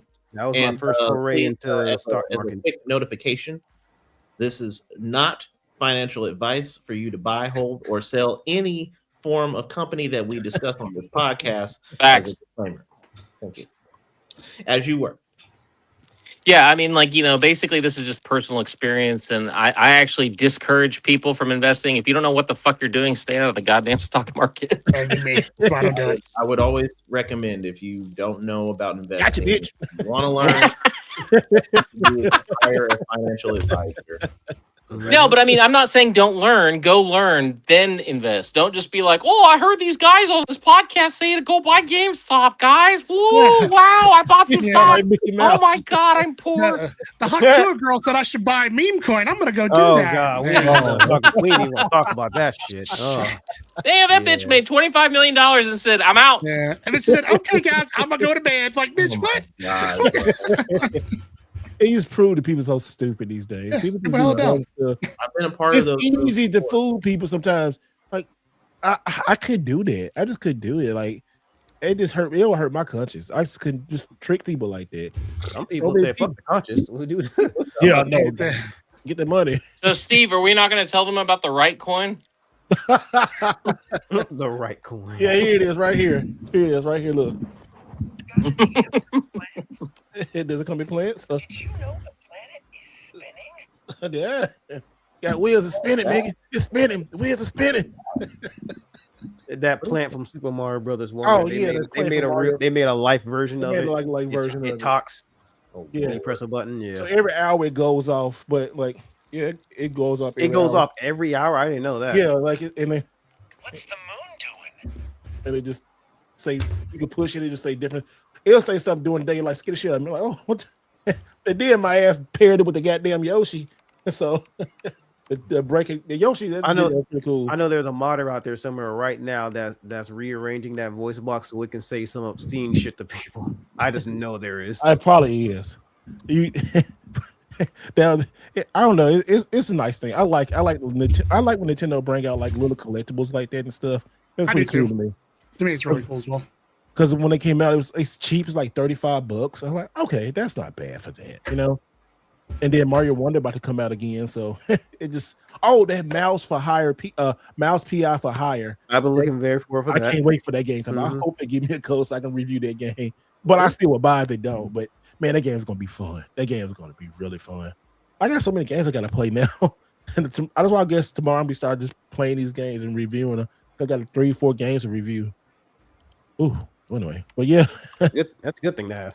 Yeah, I guess we're gonna land this plane, y'all. We had 2 minutes 40 seconds. 2 minutes and 40, 2 hours 40 minutes 11 seconds. But yeah, anyway, it's been a pretty good discussion. It's like gamers have been going crazy the last couple of weeks. I just remember y'all just play what you want to play. Don't feed into all the bull crap. You know, it just Oh, show. And pre-order. He said Mario Wonder. I just saw it. It sold out on Switch 2 on Amazon. Huh? Oh, they made a Switch 2 version. I guess. The Switch 2 edition of that. It sold out on Amazon. Oh, I mean, just buy the Switch 1 version. Do the upgrade. Yeah, they get the upgrade. Well, that's what I did with my Kirby one though. I sold my Kirby one and then bought the Kirby 2 upgrade. Huh. But anyway, Saturn, what can everybody find you, young lady? You can find me with the same spelling that's here on Instagram, on TikTok, on YouTube. New video tomorrow. Thank you. It's already uploaded finally. And Twitch as well, especially Twitch. I like being on Twitch. Hey, what game you playing? Sorry? What you playing? On Twitch, I'll be playing probably some Pokopia. I should play some Crimson Desert. Sorry. Girl, you need to finish Resident Evil. My brain is not working. Yeah, Sorry? Finish Resident Evil first, because you are literally on the cusp to finish that. Just take care of that, knock it out. Finish Resident Evil. We'll play Resident Evil the next time, and then after that, I can continue Fatal Frame because I got stuck. Oh, you bought it on Switch too, didn't you? Fatal Frame? Yeah. Yeah, I did, and then I realized I'm really shit at that game. I can't aim a camera for shit, but it's fun. Take a picture, and it's all under pressure because the monster's trying to eat your ass. Anywhere but the thing. Eat your ass, pause. What? What do you say? Eat your ass, pause, man. Come on. What? If you don't take a proper picture. Oh yeah, if you don't take the picture right, little monsters eat your ass, literally. It's facts. What they find you, bro? Where you gonna be? The usual, the fucking crumb side of Twitter, and it's getting crummier every single day. So That's at Alexander Tyler, and yeah, you know. Yeah. He said, Megan. Shout out again to everybody that came out tonight on this Friday's Eve. Appreciate you stopping by. But yeah, you can catch me on the good old Twitter streets, just like the Dr. Alex, Instagram, YouTube. Since everything is finally now stabilized my job, I already made it promise to myself I'm gonna try to deliver 2 videos by the end of the month or by early April. So yeah, I'm getting back to swinging things, man. Just have to get everything acclimate with new job, and we good, man. But yeah, shout out to y'all. Appreciate it again for stopping by. Appreciate it, Zelda. Man, you can find me on Crimson Desert for next week, probably. He said probably. Put an asterisk next to that. Probably. I might put out a little video with my thoughts after about 20 hours. Yeah, do that, man. That'd be pretty good. You should do a video on that damn 3D printer you got back there, bro. Bruh, it was running the whole time. I just printed a badge holder for one of my teammates. Dang, nice. How you liking it, dude? Oh my god, it's like I'm like it hasn't stopped since Sunday. Wow. Is it run hot? No, not too bad. Is it like the pieces for it? Is it expensive? No, actually, I mean, I think I got like 10 rolls of filament on sale for like $120. So, it's not bad. Man, now watch one of them get a 300 days because you get one. Any curious, you get one. I mean, if I have one, you see right there back on the window back there. Did you order one this already? I haven't ordered anything, bro. I've been on. I was gonna tell you about the order. Part of me wanted to get one, but I know I had to. After I print everything, I would have to piece it together. Depending on what it is. Depends on what you print, yeah, I would say that's like figurines and shit. I'm like, yeah, I've seen the process of that. I don't know if I'm that patient, to be honest. Yeah. Ness, what everybody find you, man? I know you just got back. Yeah, back from vacation. You can find me on the Insta Grizzle at _Neo_Ness. You can also find me on YouTube at Neo Ness. I haven't dropped a video in probably about a month, so my apologies. I will work on that in the future. Am I going to record a video this weekend? Probably not, because I'm going to be recuperating from this trip. Yeah, man. This man has to travel takes it out of me too, bro. So this man has to recover from a vacation. Your vacation from your vacation. Yeah, I need a vacation from the vacation. So all I'll leave you with is collect and play the way you want to collect and play your games. Oh, hey, Mario, it didn't sell out. It's back on now if you want to get on Switch. It says 700 plus bought in the last month. That's crazy. What game? Super Mario Wonder with the new pack, the Bubble Bell Park bullshit pack. Whatever. Wait, did they add like extra content to the game? Yeah, they did. They did add extra content. I guess it's extra 4-player content. You just gotta go check it out. But it also too, it's upscaling a little bit more HD. 4K and shit. So it looks good. I might get it. Probably gonna get it. I'm probably gonna sell my copy. I got Mario Wonder over there, so I just might sell that. Because I do like having the Switch 2. I don't know. I'll see. I don't need both copies, so we'll see how it is. How much trade I can get for it, probably. But that was a good game. That Mario game. It's almost kind of like underrated, just like Metroid Dread. For some reason, it's still underrated. I love it because it's the closest thing we're gonna get to a Mario game that has some type of online co-op. Yeah, it is. I love it. It's still like the original kind of Mario type. Mm-hmm. But guys, thank y'all for watching. We will get back to y'all next week, same time, same channel, same bullshit. No, y'all take care. See you next time.